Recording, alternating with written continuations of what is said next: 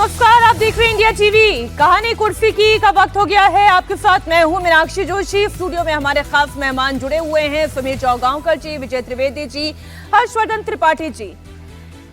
एक तस्वीर दिल्ली से आई और इस तस्वीर ने एक बार फिर से उन तमाम सवालों को जन्म दिया। क्या दिल्ली को आधी रात दंगे की आग में झोंकने की तैयारी थी? क्या एक साजिश थी कि दिल्ली में आग लगा देनी है? क्या एक साजिश थी कि दिल्ली को भी पत्थरबाजों का अड्डा बना देना है? जब दिल्ली सो रही थी तब तुर्कमान गेट के पास दंगा भड़काने की प्लानिंग थी।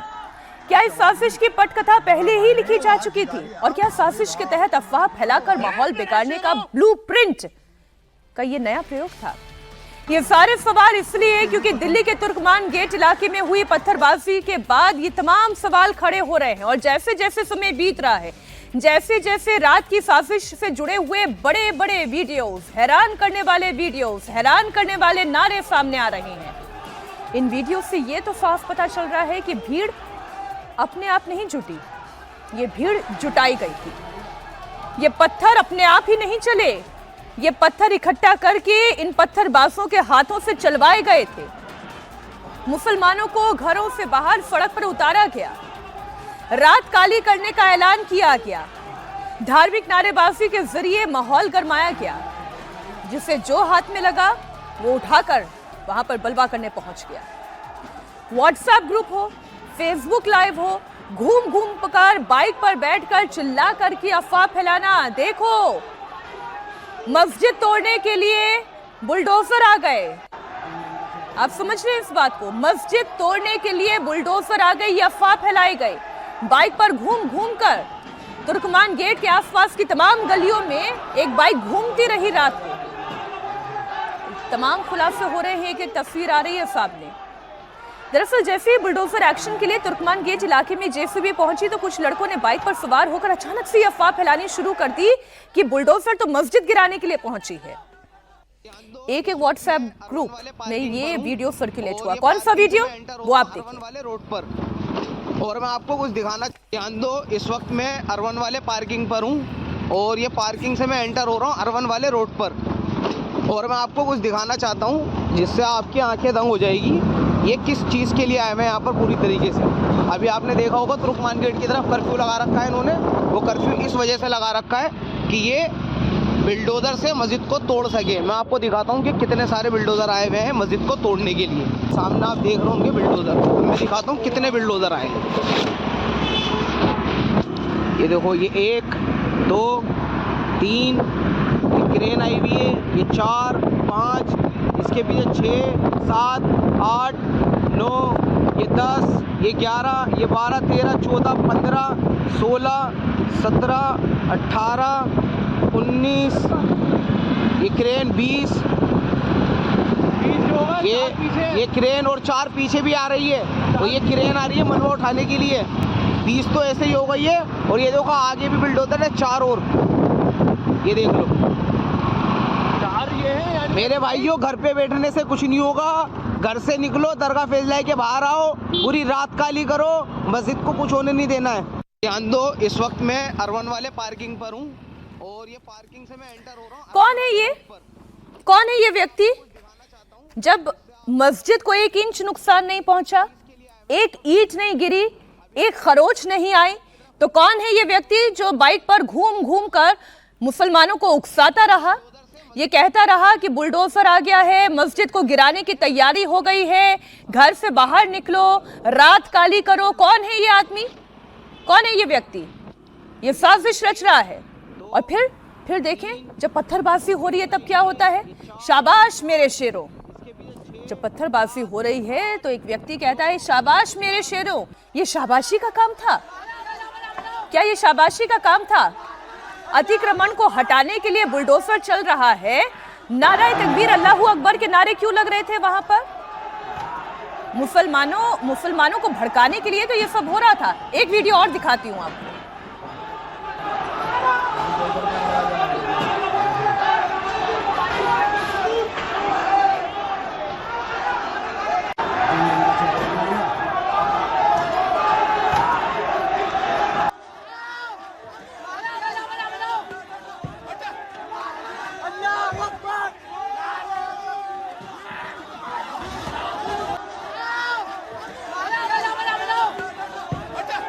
ये अब आपने तस्वीर देख ली।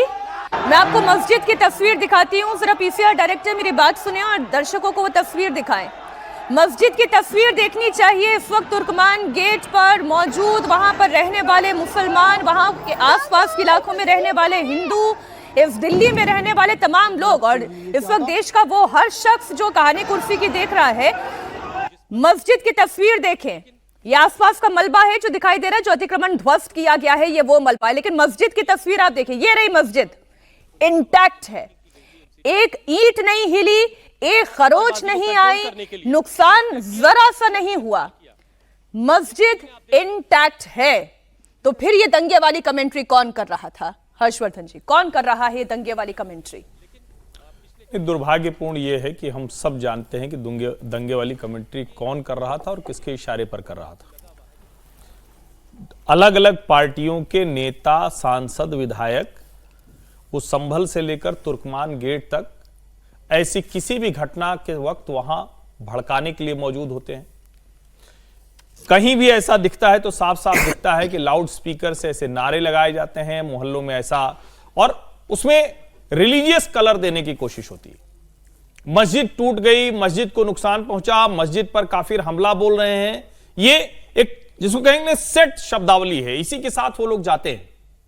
और मैं इसलिए कह रहा हूं कि दुर्भाग्यपूर्ण है कि आज के समय में भी ऐसी घटनाओं में जो लोग शामिल रहते हैं वो कई बार बच जाते हैं। अब ये तो जो रात में घूम घूम कर लोग भड़का रहे थे उनके वीडियो भी हैं, उनका वॉइस भी है, वॉइस सैंपल भी आसानी से मिल जाएगा। जो नेताजी लोग इसमें शामिल हैं वो भी इनका आसानी से मिल जाएगा। अब उसके बाद अगर उन पर कोई कार्रवाई ठीक से नहीं हो पाए तो फिर ये कहां जाएगा? तब वो उसी तरफ जाता है जहां अभी हम देख रहे हैं कि शर्जील इमाम और उमर खालिद को जमानत नहीं मिली तो लोग कह रहे हैं कि मुसलमान होने की वजह से नहीं मिली। ये उस तरफ जाएगा। उन दिल्ली दंगों की भी यही ऐसे ही बुनियाद पड़ी थी जिसमें 53 लोग मारे गए, हजारों लोगों का घर परिवार, जान माल, दुकान सब उजड़ गई। तो मुझे लगता है कि ये जिन लोगों ने भी तुर्कमान गेट पर ये किया है उनके खिलाफ सख्त से सख्त कार्रवाई हो और लोगों को पता चले कि ये लोग हैं इन वजहों से जिनके खिलाफ कार्रवाई हो रही। ऐसा तो है नहीं कि अब तक दिल्ली पुलिस को ये सारी जानकारी नहीं हुई होगी और 5 लोगों की गिरफ्तारी की खबर आ रही, लेकिन क्या सिर्फ ये 5 लोगों का मसला है? क्या सिर्फ उतने तक का मसला है? ये भी बड़ा सवाल है ना। 5 लोगों का तो मसला नहीं है, ये पूरी भीड़ का मसला है जो एक अफवाह फैलाने वाले के पीछे पीछे हाथों में पत्थर उठाकर चली आती है। तो ऐसा भी नहीं है कि वहीं पर अचानक से उनके हाथों में पत्थर आ गए, क्योंकि ये तो रात की बात है, बीच रात की ये बात है, ऐसा भी नहीं सुबह की बात है। रातों रात हाथों में पत्थर कैसे आ गए? रातों रात पुलिस के ऊपर पत्थरबाजी कैसे कर दी? कैसे कर दिया पुलिस वालों को घायल? क्योंकि एक आदमी ने बाइक चलाते हुए ये कह दिया कि मस्जिद ढहाने के लिए बुलडोजर आए हैं और फिर वहां पर खड़े होकर कह रहे हैं कि मेरे शेरों की तरह उकसा रहे हैं। ये कौन सी शेरदिली दिखा रहे हैं ये दंगाई, ये पत्थरबाज? प्रोफेसर साहब देखिए, जो हर्षवर्धन जी ने जो बात कही मैं उसी को थोड़ा सा आगे करना चाहता हूँ। जब तक इनकी तबीयत के साथ अच्छी मरम्मत इनको नहीं होती है, और अच्छी मरम्मत उनको नहीं जो सड़क पर है, अच्छी मरम्मत उन मौलानाओं की ज़रूरी है, अच्छी मरम्मत उन नेताओं की ज़रूरी है जो इसको भड़काते हैं। जिस दिन ये होने लगेगा, उत्तर प्रदेश में भी अतिक्रमण हटाया गया ना, सड़क पर एक आधा बलवाई आए लेकिन उनकी कुटाई हुई अच्छे तरीके से, उनकी धुलाई हुई, उनकी रंगाई और पुताई हुई, उसके बाद वो ठीक हो गए। अब कहीं भी छांगुर से लेकर के किसी का भी तोड़ने के लिए जाता है और मस्जिदें भी टूटती हैं। क्यों नहीं मस्जिदें टूटनी चाहिए? यदि वो अतिक्रमण करके बनाया गया हुआ है तो क्योंकि किसी की बपौती तो है नहीं, वो बिल्कुल टूटनी चाहिए। वैसी स्थिति में कोई नहीं आता है, कोई बलवाई नहीं आता है, कोई दंगा करने के लिए नहीं आता है। एक बार दिल्ली में भी इसको बेहतर तरीके से करने की आवश्यकता आ गई है। यदि दिल्ली दंगे के पश्चात ये जितने बांग्लादेशी घुसपैठिए थे और जितने थे, मजेदार बात है, प्रोसिक्यूशन की कमी देखिए कि दिल्ली दंगे के में जितने भी आरोपित थे सारे के सारे छूट जाते हैं। क्योंकि पुलिस जो है वो साक्ष्य उनके खिलाफ नहीं प्रस्तुत कर पाती है। तो जो प्रोसिक्यूशन और जिसे इन्वेस्टिगेशन जिसको करनी चाहिए, ये किसका काम है? दिल्ली पुलिस का ही काम है ना। दिल्ली पुलिस निकम्मा साबित होती है कि वो साक्ष्य को जुगाड़ नहीं कर पाती या व्यवस्थित नहीं कर पाती है। नहीं तो आप दिल्ली दंगों के कितने आरोपी छूट करके बाहर निकल आए हैं। या तो कोर्ट ने गलत किया है, कोर्ट कह रही है कि साक्ष्य प्रमाण प्रस्तुत आपने नहीं किया है, दोनों में से किसी की तो गलती है। दंगा तो हुआ था, सड़क पर तो लोग आए थे, पत्थरबाजी तो हुई थी, चाकू तो चले थे, इसके बावजूद भी सब छूट के बाहर निकल जा रहे हैं। तो इसका मतलब कमी कहीं ना कहीं तो कमी रह जाती है। मुझे लगता है कि दिल्ली में जिस प्रकार से जी आपने देखा होगा नूह दंगे के बाद, नूह दंगा में भी वैसा ही हुआ था। दिल्ली के हमने रामनवमी के जुलूस के समय भी वही देखा था। आजादपुर में जब हुआ, जहांगीरपुरी में जब हुआ, वही नतीजा हमारे सामने था। तो जब तक आप इनकी इतनी मरम्मत नहीं करेंगे ताकि आगे से आने से पहले वो 10 बार सोचे, तब तक ये संभव नहीं है। बात आप ठीक कह रहे हैं, मरम्मत तो होनी चाहिए। अभी तो केवल 5 उठाए गए हैं, अभी और भी जब बॉडी कैम के फुटेजेस चेक होंगे, आसपास की सीसीटीवी कैमरे के फुटेज चेक होंगे तो और भी उठाए जाएंगे। और फिर जिन व्हाट्सएप ग्रुप पर ये वीडियोस आकर गिर रहे थे, उन व्हाट्सएप ग्रुप में कौन लोग थे, कहां से इंस्टिगेट किया जा रहा था, फिर उसकी भी छानबीन होगी। क्योंकि हुआ तो सब कुछ साजिश के तहत ही था। दिल्ली में तुर्कमान गेट बवाल से जुड़ा हुआ एक और वीडियो यही कहता है। वीडियो में युवक लोगों को भड़का रहा है। एक शख्स लोगों को तुर्कमान गेट इलाके में मस्जिद के पास पहुंचने के लिए कह रहा है। ये शख्स है आपके सामने, देखें दंगे वाली कम्युनिटी। भाई देखो, आज इन्होंने देखो बिल्डोजर भी बुला लिए हैं और इनकी पूरी मिलिट्री भी आ गई है। भाई मिलिट्री आ गई, सोचिए मिलिट्री आ गई। अस्सलाम वालेकुम मेरे भाइयों, ये देखो जो दरगाह फैजलाई का मैटर चल रहा था, भाई देखो आज इन्होंने देखो बिल्डोजर भी बुला लिए हैं और इनकी पूरी मिलिट्री भी आ गई है। भाई देखो आप,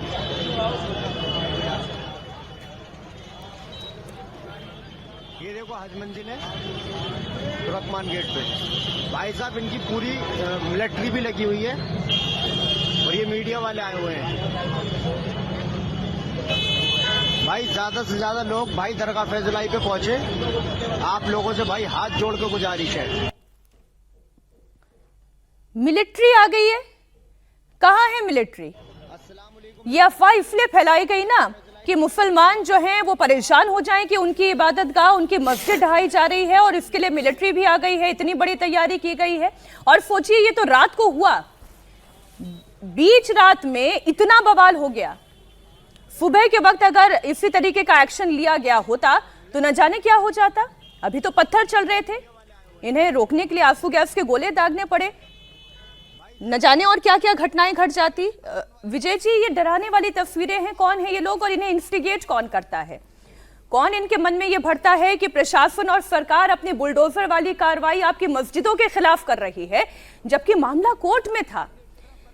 हर कोई ये जानता है अतिक्रमण था, अतिक्रमण आज का भी नहीं है, पुराना किस्सा है अतिक्रमण का, तो संजय गांधी के जमाने का है। सर, संजय गांधी के जमाने में तो तुर्कमान गेट पर बुलडोजर चल गई थी और पूरा का पूरा इलाका खाली कर दिया गया। बिल्कुल सही कह रहे हैं। अच्छा, लेकिन उसका पॉलिटिकल रिएक्शन भी आपको पता होगा, जो लोगों ने चलाई है उनको पता होगा कि क्या हुआ था, रिपरकशन। वो खैर अलग इशू है, पॉलिटिकल रिपरकशन। मैं तो अतिक्रमण की समस्या कह रही हूं, सर, आज की नहीं है। नहीं, अच्छी बात है। और इसमें उन लोगों के खिलाफ कार्रवाई करनी चाहिए जो अफवाह फैला रहे हैं या भड़का रहे हैं या लोगों को ले जा रहे हैं। लेकिन एक सवाल ये भी है कि हाई कोर्ट का आदेश है, हाई कोर्ट ने कहा कि भाई हटाइए, तो सुबह दिन में 10 बजे 11 बजे करिए उसको। ये रात को 12 बजे अतिक्रमण हटाने की क्या जरूरत है? इससे अफवाह फैलाने का बल मिलता है ना, ऐसे लोगों को मौका मिलता है जो ये समझा सके कि भाई ये मस्जिद को तोड़ रहे हैं या कुछ और कर रहे हैं। क्यों सरकार या जो भी प्रशासन है वो दिन में क्यों नहीं जाता? इतनी 32 बुलडोजर लगाई है, पुलिस लगाई है, 1000 लोग लगे हुए। मिलिट्री पुलिस को ऐसे मत बोलिए, तो जो बोल रहा है वो उसका मतलब कोई मिलिट्री नहीं ला रहा, मतलब वो अपनी बात कह रहा है। लेकिन क्यों नहीं दिन में किया गया अतिक्रमण? वो गुमराह कर रहा है। हाँ, वो तो कह ही दिया, लेकिन मिलिट्री और पुलिस का कोई उसमें उसको फर्क नहीं पता। वो जो बात कह रहा है उसका मिलिट्री मतलब नहीं है, मैं ये कह रहा हूँ। अब बात तो वो फैला रहा है, गुमराह कर रहा है, वो अलग बात है। और उस पर तो कार्रवाई होनी चाहिए। जो लोग नारे लगा रहे हैं या या अगवा कर रहे हैं या पत्थरबाजी कर रहे हैं, उन सबके खिलाफ कार्रवाई होनी चाहिए, इसमें नहीं। लेकिन क्यों नहीं जिला प्रशासन या जो भी प्रशासन था वो दिन में इसको तोड़ने गया? रात को 12 बजे आप जाते हो तो अफवाह फैलाने का एक मौका मिलता है लोगों को। दिन में हो रही होती कार्रवाई, 32 बुलडोजर है, 1000 पुलिस वाले हैं, और यदि ये हो रहा है कि भाई पुलिस का निकम्मापन, तो पुलिस किसकी है? पुलिस किसकी है? इसी सरकार की। आप ये तो कह नहीं सकते कोई दूसरी पार्टी की पुलिस यहाँ पर सरकार है और वो काम कर रही है, तो पुलिस की कमजोरी तो है नहीं। और 1000 पुलिस वाले खड़े हैं तो दिन में भी वो बुलडोजर से तोड़ सकते थे। तो फिर सर मैं आपसे ये पूछूंगी कि चोमू में तो बीच रात को लेकर नहीं गए थे बुलडोजर? वहां पर जब मस्जिद के बाहर से पत्थर हटाना था तब भी वहां पर पत्थरबाजी हुई। संभल में तो बीच जो रात को पत्थरबाजी करे उनके खिलाफ थे। दो अलग अलग बातें हैं, आप दो बातों को मत जोड़िए। मैं जोड़ नहीं रही हूँ, मैं लेकिन कह रहा मैं हूँ ये पत्थरबाजी वाली मानसिकता पर मैं जा रही हूँ सर। पत्थरबाजी वालों को तुरंत पकड़ना चाहिए, मैं तो कह रहा हूँ ना, उनके खिलाफ कड़े से कड़ी कार्रवाई करनी चाहिए। लेकिन मेरा सवाल दूसरा है कि क्यों नहीं दिन में कार्रवाई की गई? इतनी बड़ी कार्रवाई अतिक्रमण को तोड़ने की है तो सरकार को उससे क्या नुकसान हो रहा है? उससे नुकसान ये हो रहा है कि ये जो लोग जो वीडियो बना रहे हैं, ये जो लोग अफवाहें फैला रहे हैं, उन अफवाहों को मौका मिलता है। क्योंकि लोगों को नहीं पता, रात को 12 बजे जो है आपकी पुलिस जा रही है, आपका बुलडोजर जा रही है, तो लोगों को ये डर पैदा हो जाता है कि हाँ भाई ये गलत चीजें तोड़ने की कोशिश हो रही है। एक एमईए ने लेटर लिखा है सर कि दरअसल वो दिन में इससे नहीं किया गया कि बहुत ज्यादा व्यस्त एरिया है, बिल्कुल तमाम मार्केट है, लोगों को तकलीफें होंगी, उस पर कार्रवाई उसका मौका मिलता है ना अफवाह फैलाने रात को इसलिए करेंगे कि 9 बजे दुकानें बंद होती है, ठंड का समय है, ट्रैफिक नहीं रहेगा वहां पर, इतने सारे बुलडोजर हम लेकर जाएंगे तो तमाम वहां के जो लोग रास्ते से निकलते हैं अफवाह फैलाने का मौका तो मिलता है। सबको दिहाड़ी के लोगों की कमाई बंद होगी, जो रोज कमा के खाने वाले लोग हैं वहां पर, उनको रोजी रोटी की व्यवस्था तकलीफ होगी, तो उन्हें तकलीफ ना हो इसलिए हम ये कार्रवाई रात को करेंगे। और पुलिस ने रात को कहा कि भाई सब बंद हो जाएगा उसके बाद हम ये कार्रवाई करेंगे, किसी आम आदमी को तकलीफ नहीं होना चाहिए इसके कारण।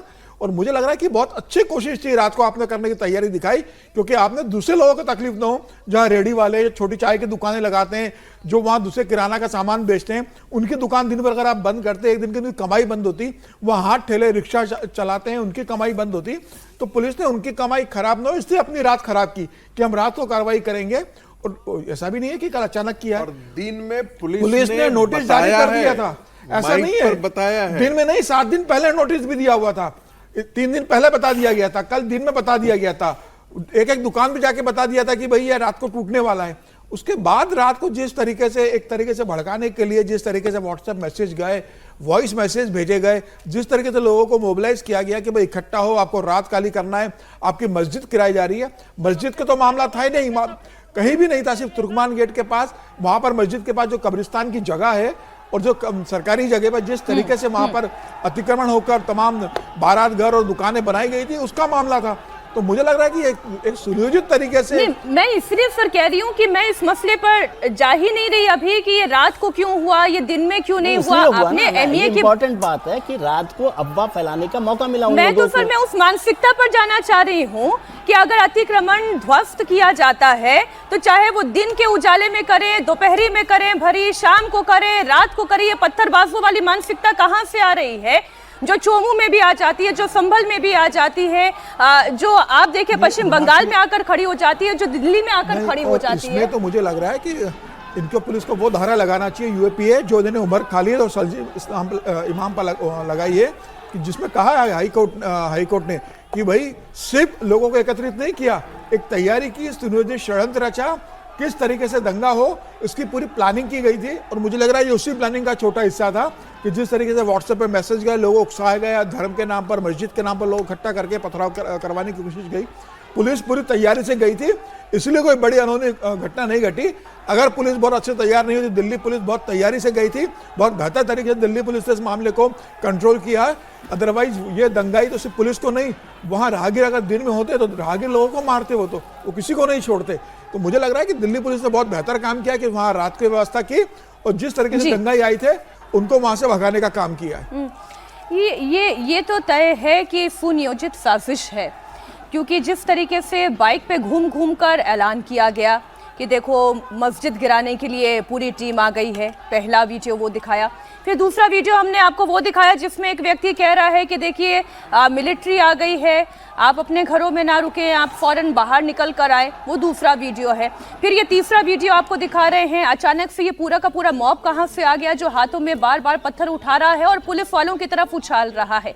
एक और वीडियो और हमने आपके सामने रखा है जहां पर अल्लाह अकबर, नाराए तकबीर, इस तरीके के नारे लगाए जा रहे हैं। नाराए तकबीर, हाँ, जो अल्लाह अकबर, आप नारा समझते हैं क्या है?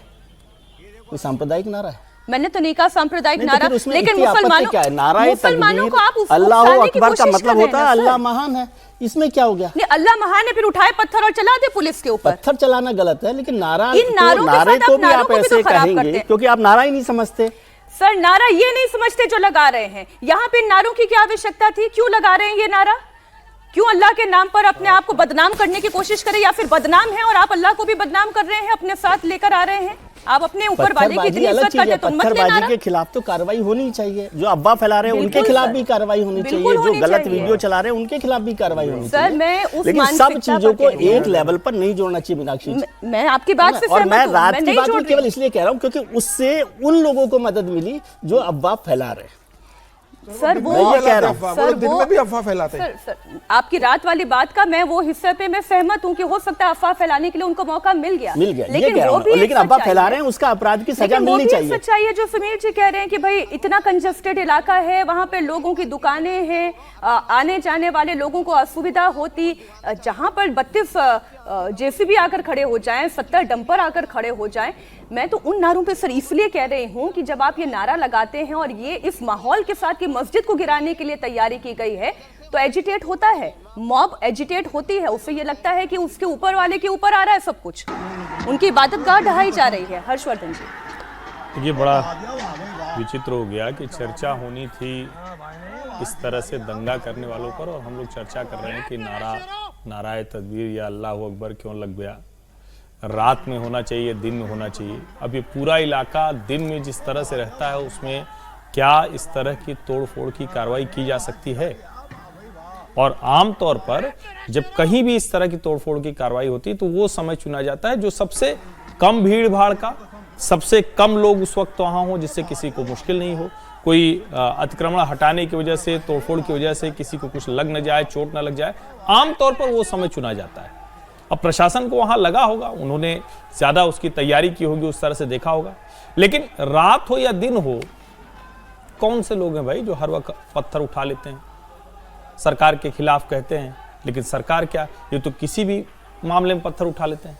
और फिर मैं कह रहा हूं कि ये कोई ऐसा नहीं कि ये सरकार, कोई भी सरकार कहीं ये कहे, और मैं बार बार एक बात कहता हूं, आज फिर वो दोहरा रहा हूं, ये मैंने कई संदर्भों में कहा है कि भारत के हर ऐसे इलाके में जिसको घटवाइजेशन कहते हैं, जो मुस्लिम बहुल हो या कोई भी बहुल इलाका हो, जहां पुलिस की जीप एक साथ नहीं निकल सकती और रास्ते में रोका जा सकता है, वहां कानून व्यवस्था की हमेशा मुश्किल होती है, हमेशा मुश्किल होती है।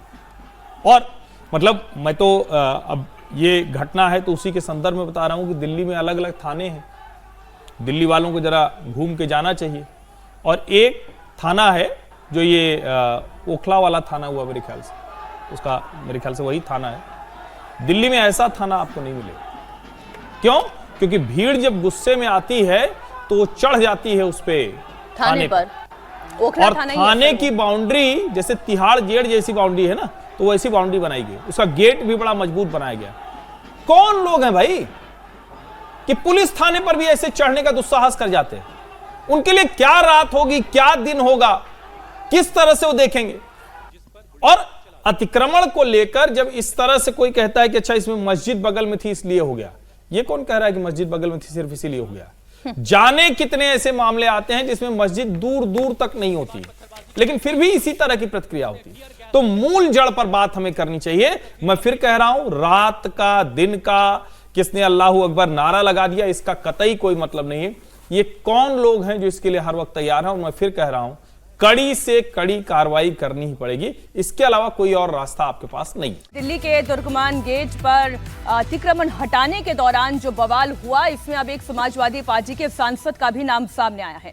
कल आधी रात को समाजवादी पार्टी के सांसद मोहिबुल्लाह नदवी तुर्कमान गेट पहुंचे थे और जिस वक्त वहां पर यह बवाल चल रहा था उस वक्त भीड़ के बीच उनके मौजूद होने का वीडियो भी सामने आया। खबर यह है कि इस मामले में दिल्ली पुलिस रामपुर से समाजवादी पार्टी सांसद मोहिबुल्लाह नदवी से भी पूछताछ करने वाली है। अब जिस वीडियो की हम बात कर रहे हैं वो वीडियो भी हम आपके सामने रखेंगे। तुर्कमान गेट पर जब ये बवाल हो रहा था तो सपा सांसद वहां कैसे मौजूद थे, उनकी क्या भूमिका थी, क्योंकि ये सब कुछ तो रात 1:30 बजे के करीब हुआ। इसे लेकर भी दिल्ली पुलिस अब जांच करेगी। आधी रात को दिल्ली में जब माहौल बिगड़ा, पत्थर और कांच की बोतलें फेंकी गई, जब पुलिस पर हमला हुआ, अब उन्हें ढूंढ कर बाहर निकाला जा रहा है। पुलिस की टीम तुर्कमान गेट इलाके में सर्च अभियान चला रही है। बॉडी कैमरे, ड्रोन की रिकॉर्डिंग के जरिए जितने भी उपद्रवी कैमरे में कैद हुए हैं उनकी पहचान की जा रही है। तो ये सब तो अब वो तैयारियां हैं जो इस पूरी घटना के हो जाने के बाद हो रही हैं। लेकिन जिस वीडियो का हम जिक्र कर रहे हैं, हालांकि मैं तो इसमें ट्रैक नहीं कर पा रही हूं, लेकिन हमारी टीम ने जब देखा है कि यहाँ पर ये जो सफ़ेद मेरे ख्याल पहने हुए हैं कपड़ा, मोहिबुल्लाह नदवी हैं। हाँ, वही है। नदवी जी का यहाँ पर मौजूद होना क्या किसी तरीके की शंका पैदा करता है? देखिए, कोई ना कोई तो ये जो सड़क पे जो लोग बच्चे उतरे हुए हैं, बच्चे क्या नौजवान उतरे हुए हैं, ये बिना किसी अफवाह या बहकावे के तो उतरे नहीं होंगे। कोई ना कोई तो उनको कहा होगा। और सिर्फ अतिक्रमण की ज़मीन यदि कही जाती उनके कि सिर्फ अतिक्रमण की ज़मीन हटाई जाएगी तो यकीन मानिए वो सड़कों पर नहीं उतरते। यदि कोई आसपास के, जिसे हम कहते हैं सिविल सोसाइटी का कोई नेता उनको बता दिया होता, चूँकि पुलिस पिछले कई दिनों से उस इलाके में छोटे छोटे जो रिक्शे पे जो माइक होता है उससे ये घोषणा कर रही थी कि इसका यहाँ पर अतिक्रमण हटाया जाएगा, ये सरकार की जमीन है, इसे खाली करवाना है। तो या तो एक इसके पीछे कोई गिरोह होगा जो नहीं चाहता होगा कि जिसके कब्जे में वो सारी चीजें होंगी कि वो नहीं चाहता होगा कि वो अतिक्रमण हटाया जाए। दूसरा, उनको डर लगता होगा कि इससे कहीं हो सकता है कि ये कह तो जरूर रहे हैं लेकिन ये मस्जिद को हिट करेंगे। तीसरी बात, इनके पीछे कोई न कोई जरूर होगा जो इन लोगों को भड़का रहा होगा। तो ये बंधु जो जिनको आप अभी वीडियो में दिखा रहे हैं, मोहिबुल्लाह नदवी, इनके पीछे और भी लोग होंगे, इनके साथ और भी लोग होंगे।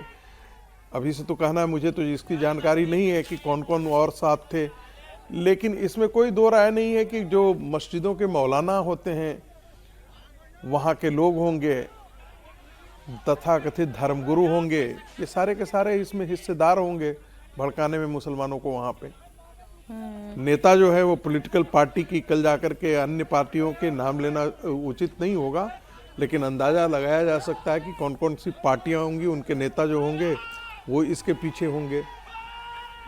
तो ये स्वतः स्फूर्त तो नहीं है, ये बहुत साफ साफ है कि इसको प्रायोजित किया गया है। अच्छा, आधी रात को जिसने दिल्ली में माहौल बिगाड़ा, पत्थर और कांच की बोतलें फेंकी और पुलिस पर हमला किया, अब उन्हें ढूंढा जा रहा है और ढूंढ कर निकाला जा रहा है। पुलिस की टीम तुर्कमान गेट इलाके में सर्च अभियान चला रही है। बाकायदा बॉडी कैम और ड्रोन रिकॉर्डिंग में जितने तस्वीरें कैद हुई हैं उनकी पड़ताल की जा रही है और फिर जो चेहरे आइडेंटिफाई हो रहे हैं उन्हें पकड़ा जा रहा है। 5 लोगों को पुलिस ने गिरफ्तार कर लिया है जबकि 10 से ज्यादा लोगों को हिरासत में लिया गया है। हमारे सहयोगी अभय पराशर इस वक्त यहीं पर मौजूद हैं और जब से ये घटना हुई है लगातार इसे ट्रैक कर रहे हैं। तो एक सवाल तो ये अभय कि फिलहाल यहाँ पर स्थिति क्या है, ये दर्शकों को दिखा दें, और दूसरा ये मोहिबुल्लाह नदवी ये कब यहाँ पर पहुंचे, इनकी भूमिका क्या है, दिल्ली पुलिस इसे किस तरह से देख रही है? देखिए, बिल्कुल एक वीडियो मैंने अभी भेजी है जो कि ओरिजिनल वीडियो है, जब जो मोहिबुल्लाह नदवी है जो कि सांसद है समाजवादी पार्टी से रामपुर से, साथ ही पार्लियामेंट्री गली की जो मस्जिद है उसके मौजूदा इमाम है, रात तकरीबन 12 से 12:30 बजे के बीच ये खुद यहां पर पहुंचे। पहुंचने के बाद इन्होंने यहां पर भड़काऊ भाषण दिया और लोगों के साथ जो दंगाई थे उनके साथ घुसने की कोशिश की। ऐसी वीडियो जो है वो पुलिस के हाथ लगी है। पुलिस बहुत जल्द इनसे पूछताछ करेगी कि ये यहां पर क्या करने आए थे, किसने बुलाया था, पहले से कोई प्लानिंग थी किसी प्रोग्राम की, क्योंकि यहां पर जब दंगा हुआ तो उस दौरान इनकी मौजूदगी बहुत बड़े सवाल खड़े करती है। मीनाक्षी, इसके साथ ही हम आपको तस्वीरें इस वक्त दिखा दें। इस वक्त आप देखेंगे तो पुलिस, आरएएफ की टीम, ये उन गलियों के अंदर की तस्वीरें हैं जहां से दंगाइयों ने पुलिस के ऊपर पत्थरबाजी की, और दूसरी तरफ अगर आप देखेंगे तो आगे तक, क्योंकि दंगाइयों की धरपकड़ चल रही है, आरएएफ की टीम इस वक्त यहां पर फ्लैग मार्च कर रही है। एक एक करके ढूंढा जा रहा है सीसीटीवी फुटेज से, वीडियो से, जितने, क्योंकि कई ऐसे दंगाई थे मीनाक्षी जो कि अपनी वीडियो बना रहे थे, भड़का रहे थे कि मस्जिद को तोड़ने के लिए प्रशासन आ गया है, जबकि मस्जिद के पास बुलडोजर गया ही नहीं बल्कि उसके बाहर जो अवैध मैरिज होम था या फिर जो डिस्पेंसरी थी उसको तोड़ने के लिए वहां पर बुलडोजर पहुंचे थे। आदिल, कासिफ, मोहम्मद कैफ, मोहम्मद अरीब, उजैफ, आजिम, इरफान, इन सब ने पत्थरबाजी की, इन्हें गिरफ्तार किया गया। अदनान और समीर ने व्हाट्सएप ग्रुप्स के अंदर वीडियोस को वायरल किया जिसके अंदर यह भड़काऊ वीडियो थी कि मस्जिद को तोड़ने के लिए प्रशासन आ रहा है। अभी आप देखेंगे तो इस तरीके से आरएएफ की टीम जो है वो फ्लैग मार्च कर रही है इन पूरी गलियों के अंदर जहां से दंगाई आए थे। अंदर आप देखेंगे तो पतली पतली गलियां हैं और यहीं से दंगाई निकले, बाहर गेट पर गए। सबसे पहले उन्होंने देखा कि बुलडोजर आ गए हैं लाइन से, उनकी वीडियो बनाई, अपने सर्कल में सर्कुलेट कर दी, सोशल मीडिया पर सर्कुलेट कर दी कि मस्जिद को तोड़ने के लिए प्रशासन आया है। और यही वजह है कि अब एक एक करके ढूंढा जा रहा है। तकरीबन 10 से 12 लोग इस वक्त पुलिस की हिरासत में है। 5 लोगों की आधिकारिक तौर पर गिरफ्तारी जो है वो पुलिस ने दिखा दी है। लोग अंदर मौजूद हैं, पुलिस बाहर इस वक्त खड़ी हुई है। क्या नाम है आपका? यहीं रहते हैं? हाँ जी, मैं यही रहता हूँ। क्या नाम है आपका? मोहम्मद सलीम। तो यहाँ पर जो दंगाई यहाँ से निकलकर गए थे बाहर, आप लोगों ने देखा किस तरीके से भड़काया? मैं तो घर में था, 10 बजे सो जाता हूँ मैं ईशा की नमाज पढ़ के। अभी भी यहाँ पर पुलिस घूम रही है, सर्च कर रही है दंगाइयों? नहीं, वो तो सही है, सही करा। क्यों करा दंगा, पहले बताओ। ये पुलिस हमारी हिफाजत के नहीं होती है या मारने के नहीं होती है? तुम जो इन पे पत्थरबाजी करो, सुबह देखिए मैंने वीडियो, अच्छी बात है ये है? ये बताओ, वे जो भी बात करनी है प्यार मोहब्बत से बैठ के बात करो। इसमें क्या दंगाई करनी, इसके अंदर पत्थरबाजी करनी है, ये करना। वहीं पर रहने वाले लोग दरअसल इन लोगों से बड़े परेशान हैं। जाहिर है कहीं पर भी जिस भी इलाके में अगर पत्थरबाजी होती है, दंगाई आते हैं, तो उनके भी सिक्योरिटी को लेकर प्रॉब्लम्स खड़ी होती हैं। अभय, बहुत शुक्रिया आपका इस पूरी जानकारी के लिए। मैं एक बार मोहिबुल्लाह नदवी को लेकर हर्षवर्धन जी बात कर लूं, क्योंकि जैसा अभी अभय पराशर जानकारी दे रहे हैं, वो कह रहे कि उनकी भूमिका थोड़ी संदिग्ध दिखाई दे रही है पुलिस को। देखिए, मुझे लगता है कि पुलिस को उनसे पूछताछ करनी चाहिए, और पूछताछ के लिए बुलाने से पहले जो फैक्ट है, जिसको कई बार आप कहते हैं ना, क्योंकि ऐसे पूछताछ करने आएंगे तो वो भी सांसद हैं, मौलाना है मस्जिद के, महत्वपूर्ण व्यक्ति हैं, तो पुलिस को ऐसे ही लोड नहीं लेंगे। और आमतौर पर देखा गया कि यही होता, वो जाते हैं, पूछताछ होती है, टीवी पर खबर चलेगी, खत्म।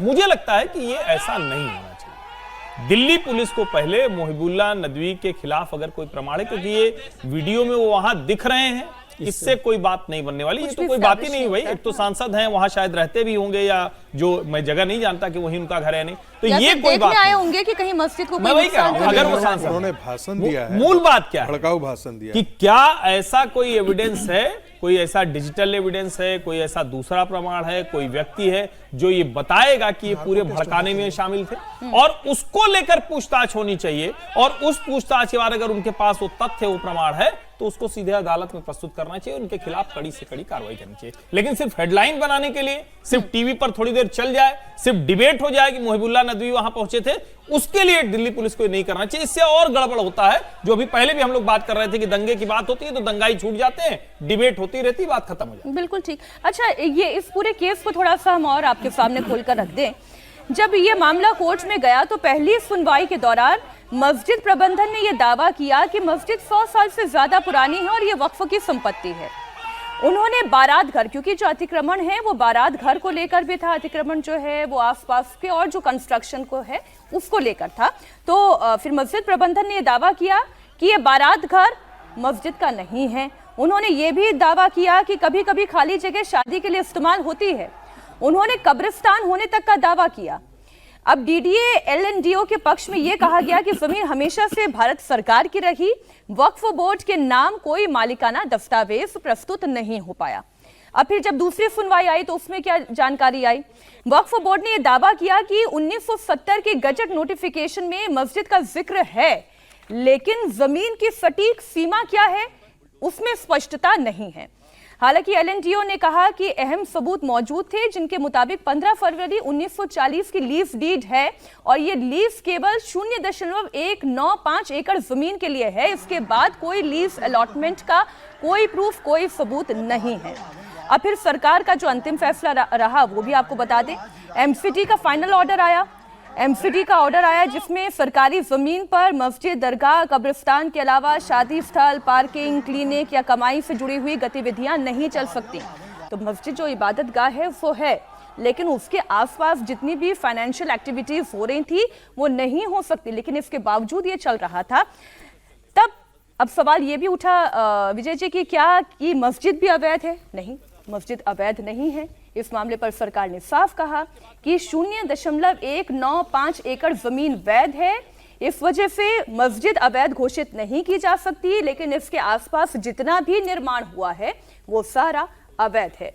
अब इसी अवैध को तो ध्वस्त करने के लिए टीम पहुंची थी और इतना बड़ा मामला खड़ा हो गया। अवैध चीज को तोड़ने पे तो कोई आपत्ति नहीं ना, अवैध चीजों को तोड़े सब लोग। सरकार का काम ही है कि वो अवैध जो अतिक्रमण है या जो भी बात हो रही है उसको तोड़े। और ये सब लीगल मामला कि मस्जिद भी अवैध है कि नहीं, मेरे को मैं गारंटी भी नहीं दे सकता, मुझे तो नहीं पता कि वो अवैध है कि नहीं है। नहीं, वो सरकार भी कह रही है, लेकिन ये तो टेक्निकल मामला, हम तो अभी दंगाइयों पर बात करें। मस्जिद की जमीन लीज पर दी हुई है, वो तो सब लीज पर ही होता है, सारी जमीन है 99 साल की लीज पर। लेकिन वो इशू नहीं है, अभी इशू है कि क्या दंगाइयों के साथ। और मैं इस बात पे ज़्यादा जोड़ दूंगा, जैसे नदवी साहब का भी है, हर्ष जी ने जो बात कही ना वो ठीक बात है कि उनके खिलाफ ज़्यादा मजबूत कोई सबूत हो, उनको लेकर नदवी के साथ पूछताछ या कार्रवाई करनी चाहिए। केवल वो आ गए हैं, फिर आप 1 घंटा वहाँ पर तुर्कमान गेट थाने पर बैठाकर उनको चाय पिला के समोसा खिलाकर भेज देंगे, वो नहीं। और असली क्या है कि जो मौलाना या जो धर्मगुरु या जो भी लोग हैं जो इनको उकसाते हैं, वो तो पकड़ में नहीं आते। ये पत्थरबाज तो कैमरे पर आ जाते हैं, उनको पकड़ लेते हैं। और वो भी 5 लोग थोड़ी, 5 लोगों से क्या इतनी भीड़ हो रही है, उसमें 5 लोग क्या पकड़ना है, वो तो 500 लोग हैं। लेकिन जो लोग इन कैमरों के पीछे खड़े, जो इनको उकसा रहे हैं, जो लोग इसका प्लान बना रहे हैं, कॉन्स्पिरेटर कह सकते हैं, सही शब्द है कॉन्स्पिरेटर। क्योंकि वो मुझे ध्यान रहा, संभल में थे, क्या नाम था उनका, जाकिर, जियाउर रहमान वर्क। नहीं, जियाउर रहमान वर्क तो सांसद थे, वो जो जेल में हो गए, अरेस्ट हो गए। हाँ, जिनको गिरफ्तार किया था, मौलाना है, जाकिर है, क्या नाम है उनका, मैं नाम भूल गया। अच्छा, जिनसे सारे तौकीर रजा, सॉरी तौकीर रजा, बरेली में, सॉरी बरेली में तौकीर रजा। तो ऐसे लोगों को पुलिस को पकड़ना चाहिए। और यदि आप उनको पकड़ लेंगे ना तो इंतजाम पूरा हो जाएगा। रोज केवल 4 पत्थरबाज जो लड़के हैं उनको उकसा देते हैं, वो पत्थरबाज वहां चले जाते हैं। तौकीर राजा जैसे लोग, मतलब तौकीर राजा का नाम नहीं जरा, और जो ऐसे लोग हैं जो कॉन्स्पिरेटर हैं, खुद यहाँ की मस्जिद के मौलाना की भूमिका के बारे में जांच करनी जो भी लोग हैं उनकी बात करें। और नदवी साहब तो ये कह सकते हैं ना भाई, वो MP हैं, वो आए थे वहां पर, उनको कहा गया, और ये भी वाजिब है कि कोई उनको कहेगा तो वो आ जाएंगे। लेकिन क्या उन्होंने दंगा भड़काया तो जरूर, मैं कह रहा हूँ उनके खिलाफ कार्रवाई हो। जो लोग कॉन्स्पिरेटर हैं, पुलिस क्या करती है, सरकारें क्या करती हैं कि कॉन्स्पिरेटर्स को तो नहीं पकड़ती, क्योंकि वो तो कैमरा पर नहीं आ रहे, वो बॉडी कैमरा पर नहीं आ रहे, वो स्कैन में नहीं आ रहे। ये तो वो लोग हैं जो कॉन्स्पिरेटर नहीं है, ये तो एक्शन वाले लोग हैं। बच्चों को कह दिया कि जाइए पकड़िए, उनको भी पकड़िए, क्योंकि उनकी भी अपराध है कि वो ऐसा कर रहे हैं। उनको भी समझ में आना चाहिए कि पत्थर फेंकना पुलिस पर अपराध है। लेकिन हाँ, जो कॉन्स्पिरेटर जो हैं उनको पकड़ने की कोशिश करनी चाहिए, और वही बचते हैं अक्सर। रामपुर के सांसद जो नदवी है उनकी पूरी जांच होना चाहिए। और ये वही नदवी है जिन्होंने पार्लियामेंट मस्जिद में डिम्पल जी को और अखिलेश जी को बुलाया था, और वो लोग गए थे वहां पर, वहां उनकी बैठक हुई थी। और खबर मतलब चर्चा ये भी चल रही है कि नदवी साहब लगातार पार्लियामेंट मस्जिद में बैठकें कर रहे थे। क्या इसमें उनकी कोई भूमिका रही है? क्या उन्होंने पार्लियामेंट मस्जिद में बैठक की? क्या पार्लियामेंट मस्जिद के आसपास के एरिया में उन्होंने क्या सब षड्यंत्रकारियों को इकट्ठा किया था? क्या पार्लियामेंट मस्जिद की भी कोई भूमिका है इस तरीके से जो यहाँ पर जो बवाल मचाए? क्योंकि ये इसको कंट्रोल करते थे। तो मुझे लग रहा है जब नदवी की पूरी जाँच होगी तो इसके तार जुड़ेंगे कि क्या कहीं और भी तार जुड़े हुए, मुझे लग रहा है पूरी गहराई से जांच करना चाहिए। और पुलिस इस मामले को बहुत गंभीरता से ले रही है। जिस तरीके से डीसीपी का बयान आया है कि हम पूरे मामले की तह में जाएंगे, मुझे लग रहा है पुलिस ने धरपकड़ शुरू कर दी है। आने वाले दिनों में कुछ और बड़े चेहरे इसके सामने पकड़ाए भी आएंगे। जो षड्यंत्रकारी है, जिन्होंने पीछे से इस भीड़ को उकसाने का, व्हाट्सएप पर इकट्ठा करने का और वहाँ पर जाकर पुलिस पर हमला करने के लिए जिन लोगों ने प्रोत्साहित किया है वो सारे लोग से चेहरे से नकाब उतरेगा और मुझे लगता है कि पुलिस आने वाले दिनों में इन्हें गिरफ्तार करेगी। अब ये शुरुआत हो चुकी है, आने वाले दिनों में इसका और बेहतर रिजल्ट नजर आएगा। एक और वीडियो हमारी टीम बता रही है, ये एक ताज़ा वीडियो है इसी घटना से जुड़ा हुआ। ये एक बार वीडियो हम देखें, इससे थोड़ा समझने की कोशिश करें।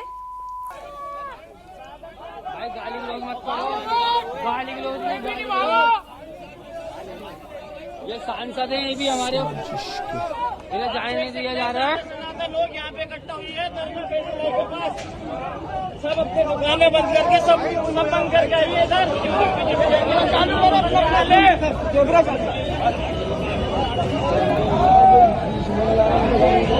मार दो जान से, आप तो मारे खानी है।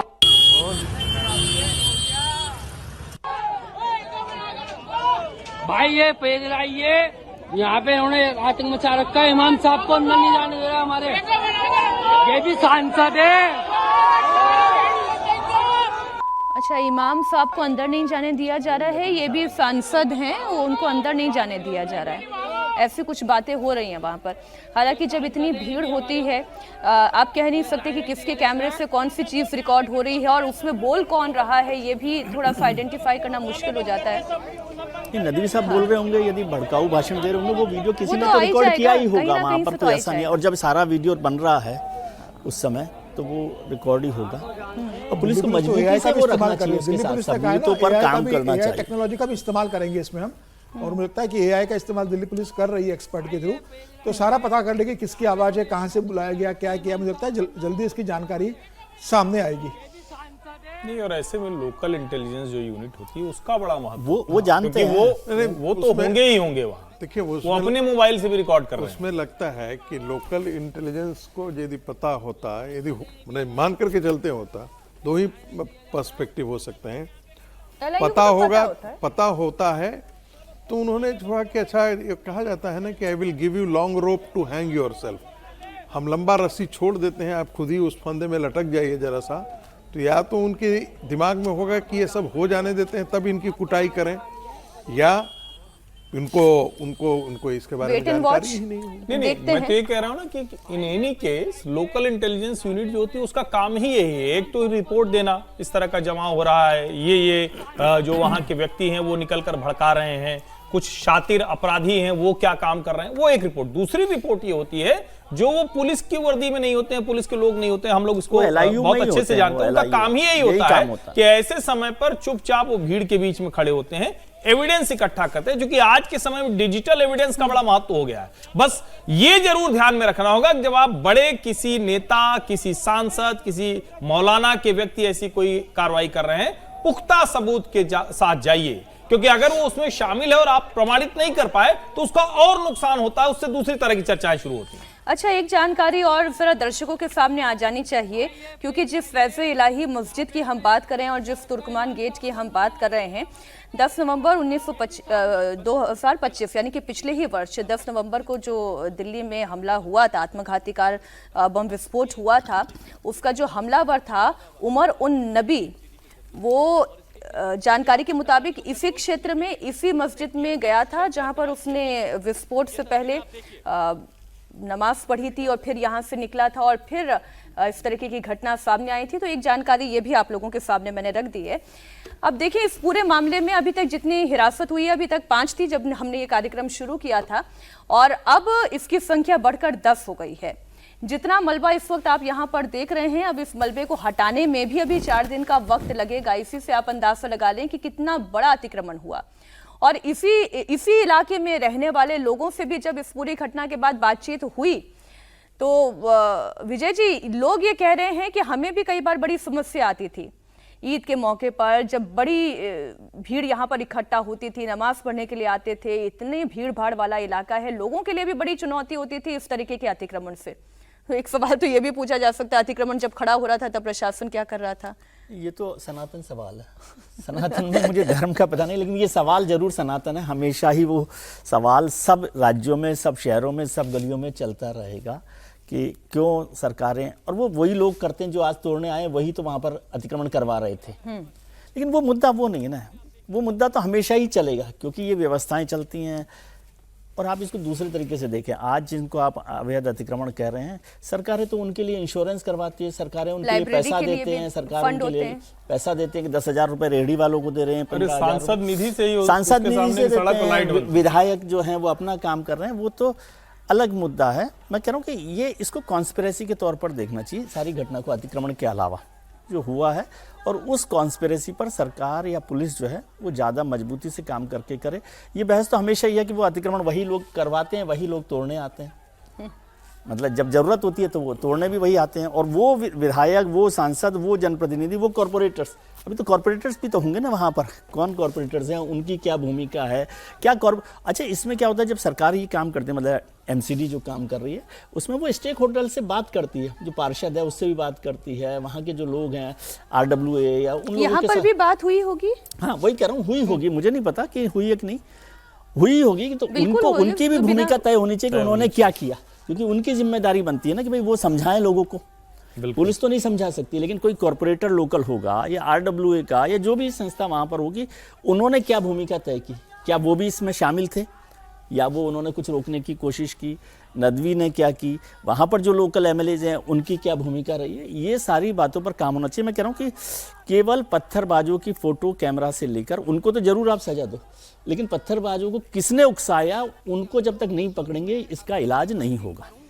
इसमें ये वीडियो बनाने वाले का भी नाम होना चाहिए, और इस वीडियो बनाने वाले को उकसाने वाले का जो मुख्य साजिश करता है, उकसाने वाला जो है ना वो भी एक्सपोज होना चाहिए। हम उम्मीद तो यही कर रहे हैं कि इस पे जल्द से जल्द खुलासे होंगे, जानकारी सामने आएगी, क्योंकि जितने वीडियो सामने आ रहे हैं वो वीडियो तो यही संदेह पैदा कर रहे हैं कि पत्थरबाजों को एकत्रित करने का प्लान पहले से था, ये अफवाह फैलाने का प्लान पहले से था कि मस्जिद गिराई जा रही है, क्योंकि सब कुछ अगर समयबद्ध तरीके से हो रहा था तो फिर ये पत्थरबाज यहाँ पर कैसे आए, इसके पीछे किसका दिमाग है, ये दंगाई कौन है, दंगाइयों को भड़काने वाला कौन है, इस पर लगातार हम कोई भी अपडेट आएगा इंडिया टीवी पर दिखाएंगे। बात होगी डोनाल्ड ट्रंप की। अमेरिकी राष्ट्रपति ट्रंप ने एक बार फिर भारत से संबंधों को लेकर बड़ा बयान दिया।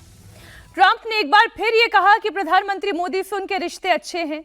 हालांकि अगर डोनाल्ड ट्रंप पिछले कुछ महीनों से जो कह रहे हैं उसका खुद ही रिकॉर्ड करके एक टेप चला दें तो खुद ही हैरान हो जाएंगे कि वो क्या क्या कहते हैं।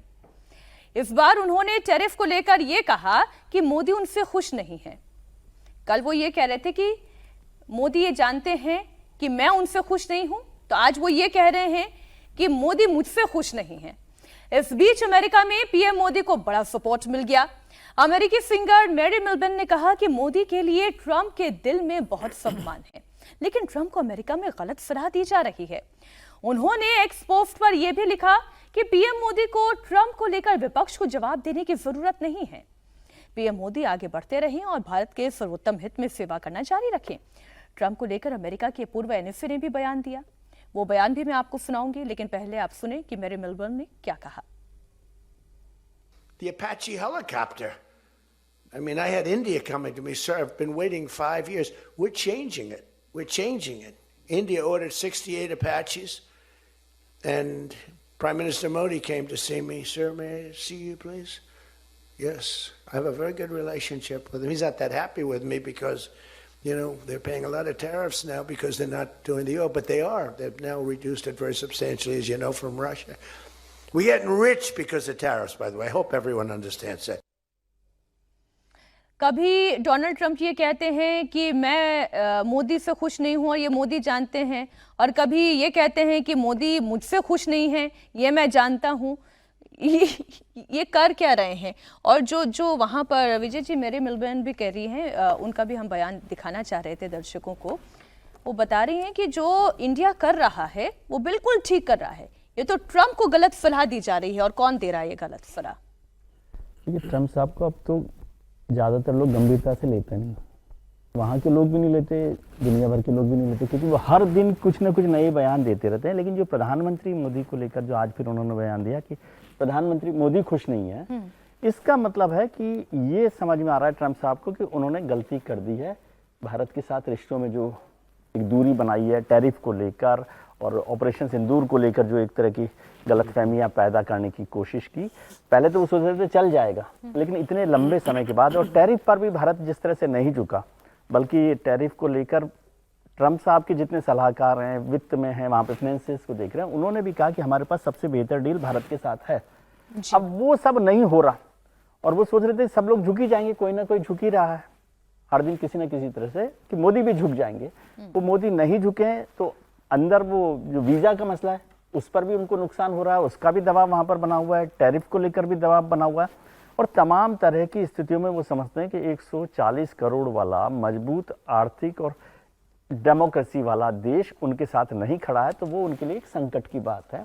और अब वो कई बार वो कहते हैं, 10 बार तो अब तक कह चुके टेरिफिक फ्रेंड है। मैं यदि किसी को टेरिफिक फ्रेंड कहूँ तो नाराजगी के बाद भी उनके घर जा सकता हूँ, और उसमें भी खुद का यदि भला हो रहा है तो फिर उसमें क्या दिक्कत है। लेकिन अब वो शायद उससे निकलने की कोशिश कर रहे हैं कि ये जो दोस्ती कमजोर पड़ी है या जो भी आप उसका बात कह लें। और डिप्लोमेसी के तरीके में भी देखूं तो कोई राष्ट्रपति, खासतौर से अमेरिका का राष्ट्रपति, इस तरह के डिप्लोमेटिक बिहेवियर नहीं रखता, जो मुझे बहुत हैरानी उनको लेकर हुई है, और खासतौर से दूसरे कार्यकाल में जिस तरह से किया। बल्कि पहले कार्यकाल में उनके साथ प्रधानमंत्री के संबंध बहुत अच्छे थे और इतनी क्लोजनेस हुई थी कि जिसकी चर्चा भी बहुत दुनिया भर में हुई। अब वो किस समय ये समझने लगे कि उनसे बड़ा कोई नहीं है, वो अब उनको समझ में लेकिन सर ये अमेरिकी दबाव भारत पर कोई नया भी नहीं है।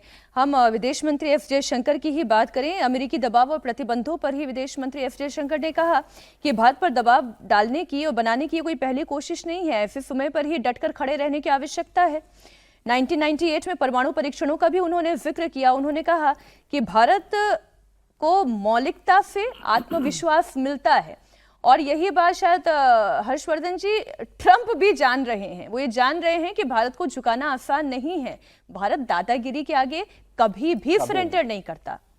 नहीं, बिल्कुल नहीं सरेंडर करता है। और जो डॉक्टर एस जयशंकर ने कहा है, अभी वो उन्होंने जो कहा उसको भी समझना चाहिए। उन्होंने कहा कि ऑपरेशन सिंदूर के दौरान ढेर सारे लोगों ने कहा कि हम बात कर रहे थे, हमें बड़ी चिंता हो रही थी, युद्ध किधर जा रहा था।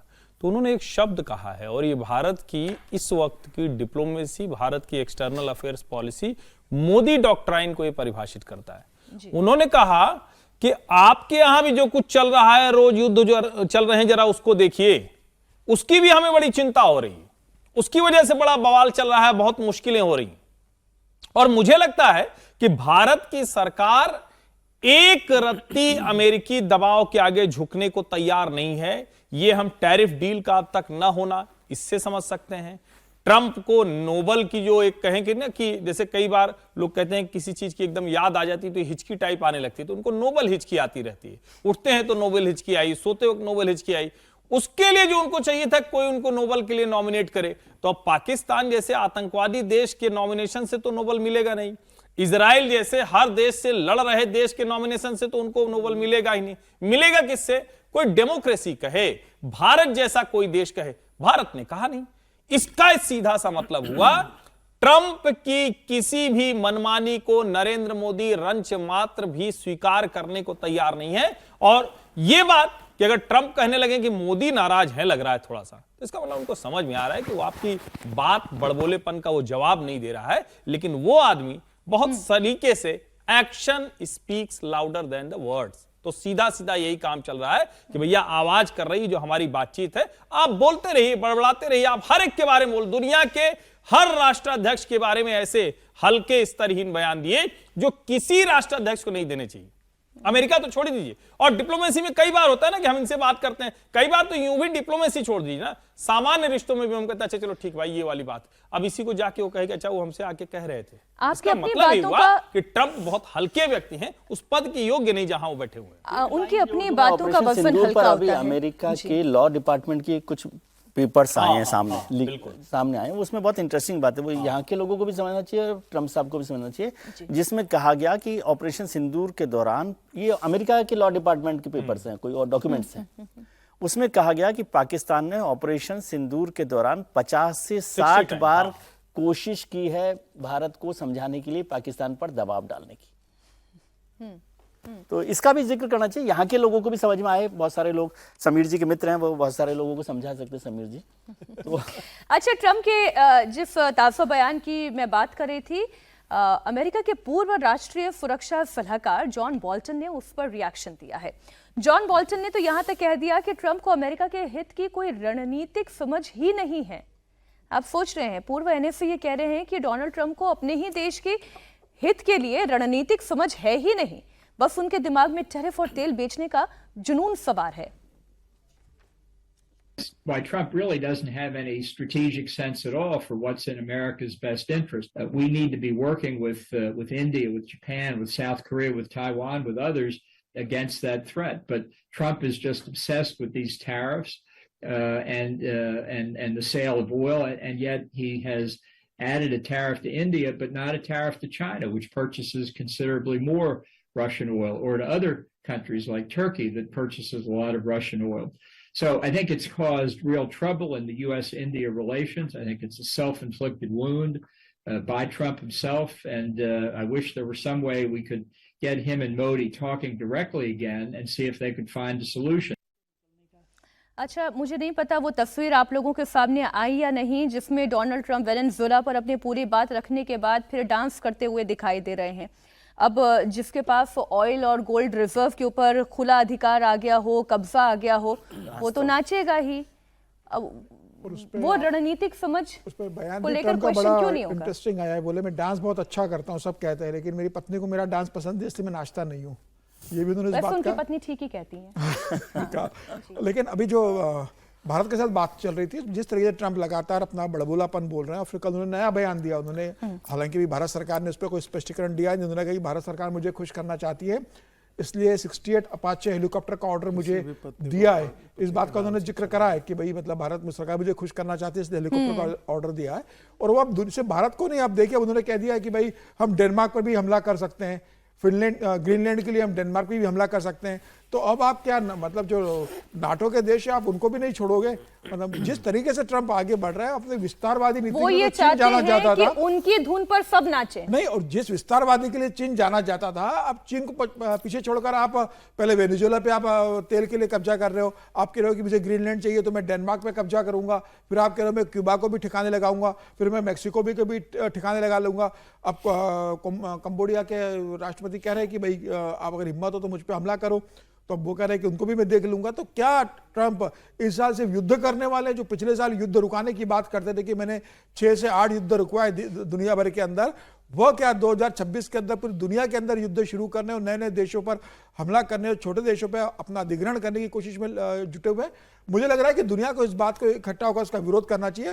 हालांकि रूस और चीन ने अपने इंटरेस्ट के हिसाब से इसका विरोध किया, लेकिन अब मुझे लगता है कि समय आ गया है कि ब्रिटेन बोले इस मामले में, फ्रांस बोले, जर्मनी बोले, और जो अमेरिका के साथ खड़े रहते हैं वो इसका विरोध करे, क्योंकि ट्रंप को समझ में आना चाहिए कि वो उन्होंने जो किया है, उनको लग रहा है कि मैंने जो किया है अभी उन्हें ये लग रहा है कि जो उन्होंने किया है या टैरिफ वॉर जो वो छेड़े हुए हैं वो सही कर रहे हैं। लेकिन तभी बोल्टन जैसे लोग भी हैं उन्हें समझाने के लिए, अब पता नहीं डोनाल्ड ट्रंप सुनते हैं या नहीं वो तो अलग बात है, लेकिन वो कह रहे हैं ना कि जो कर रहे हैं वो गलत कर रहे हैं। ट्रंप की नजर वेनेजुएला के बाद ग्रीनलैंड पर है। ट्रंप अब ग्रीनलैंड पर कब्जा जमाना चाहते हैं। इसे लेकर ट्रंप प्रशासन का नया बयान भी आया। ट्रंप प्रशासन ने ग्रीनलैंड पर कब्जे को अमेरिका की राष्ट्रीय सुरक्षा के लिए जरूरी बताया। इसके लिए सैन्य शक्ति के इस्तेमाल का विकल्प भी बताया। इसका ग्रीनलैंड और डेनमार्क समेत नाटो के सभी मेंबर्स ने, कई मेंबर्स ने, सभी तो कहना गलत होगा लेकिन कई मेंबर्स ने इसका विरोध किया।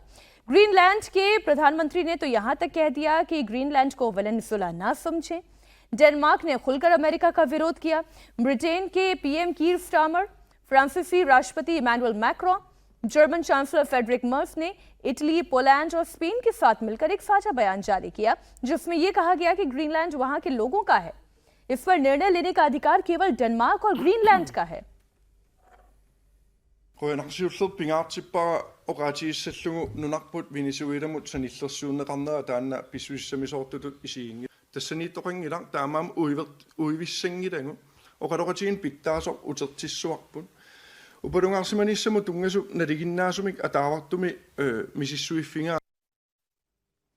अच्छा, डेनमार्क के प्रधानमंत्री मेटे फ्रेडरिक्सन ने भी चेतावनी दी है, और जो चेतावनियां हैं वो यही कि अगर अमेरिका ने ग्रीनलैंड पर सैन्य कार्रवाई की तो नाटो गठबंधन के अंत की शुरुआत तो होगी। नाटो गठबंधन के अंत की क्या शुरुआत के लिए ही ट्रंप ये कर रहे हैं, क्योंकि नाटो से वो वैसे भी दूरी बनाना शुरू कर ही चुके हैं। वो फंड को लेकर पिछले साल ही ये कह चुके हैं कि मेरे फंड से नाटो चल रहा है, इसमें बाकी देशों को भी अब देखना चाहिए। इस पे बात करें उससे पहले एक टिप्पणी जरूर करना चाहता हूं कि अब तो मुझे संदेह होने लगा है कि जो नोबेल प्राइज मिलता है वो क्या वाकई वो उसका आकलन ठीक से होता है या नहीं जेन्युइन होता है या नहीं। बगल में एक पड़ोसी देख रहे हैं, यूनुस, इस बंधु को भी नोबेल पीस प्राइज मिला है। और जो दूसरा दावेदार जो अभी दिख रहे थे, जिसके बारे में कई राष्ट्राध्यक्षों ने जिनकी सिफारिश की, भारत ने नहीं सर, इसका नोबेल पीस का नहीं पीस का मिला है। आप एक बार चेक कीजिएगा, पता नहीं यदि गलत हो तो आप करेक्ट कर दीजिएगा प्रोग्राम के दरमियान ही, ताकि दर्शकों को कंफ्यूजन न है। लेकिन मेरी जहां मेमोरी है उसके नोबेल पीस प्राइज मिला है। तो मुझे लगता है कि यदि ट्रंप को दे दिया जाता तो ट्रंप और मोहम्मद यूनुस दोनों तो एक ही जगह आकर के खड़े हैं। वो जमाते इस्लामी के साथ खड़े हो जाते हैं और ट्रंप धर्म के आधार पर कहते हैं कि हम अफ्रीका में नहीं जाएंगे G20 में भाग लेने, क्योंकि क्रिश्चियन के साथ है। दूसरी बात, ट्रंप जो कर रहे हैं वो न्यू कॉलोनिज्म की तरफ बढ़ रहे हैं। और ये न्यू कॉलोनिज्म ये है कि ताकत के बल पर हम आपके यहां, ये जो पहले एक होता था ना कि हम आपकी सॉवरेंटी ले लेंगे, वो डॉक्ट्रिन ऑफ लैप्स जो अंग्रेज करते थे, राजाओं के अधिकार छीन लेते थे और अपने साथ मिला लेते थे। तो अब ट्रंप वही काम कर रहे हैं जो बार बार हम लोग डिबेट में कह रहे हैं कि भाई यूनाइटेड नेशन का जो चार्टर 2 है वो कहता है कि सारे लोगों के, सारे जितने कंट्री हैं उनकी सॉवरेंटी को हम रिस्पेक्ट करेंगे।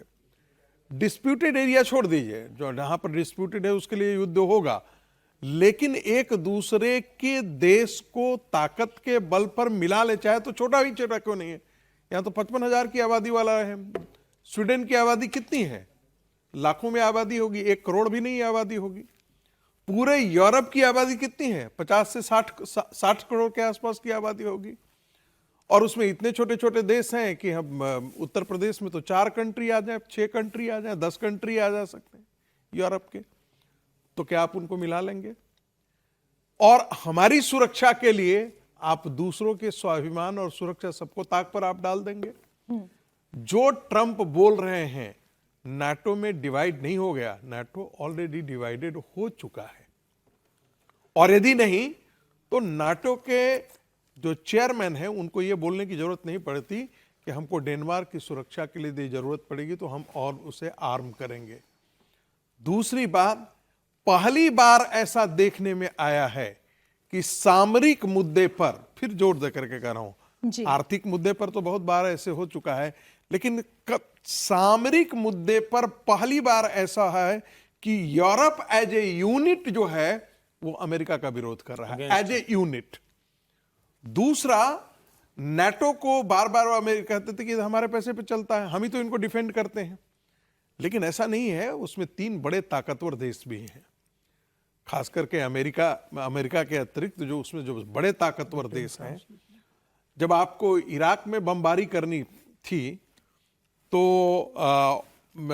या फिर ईरान के साथ करनी थी तो क्या ब्रिटिश नेवी नहीं थी आपके साथ? का पूरा साथ दिया। ब्रिटेन तो हर समय आपके नेवी, आज के दिन में भी ब्रिटेन की नेवी पावर तो बहुत ही पावरफुल है।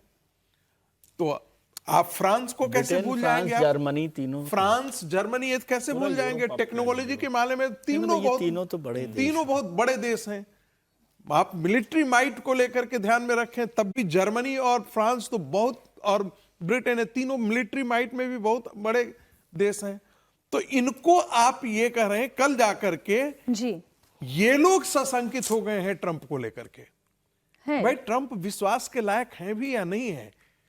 आखिर देखिए, फॉरेन पॉलिसी में कंटिन्यूटी ऑन चेंज होता है, लेकिन अमेरिका की फॉरेन पॉलिसी के बारे में एक टिपिकल बयान बताया जाता है कि they are the same wine in different bottles.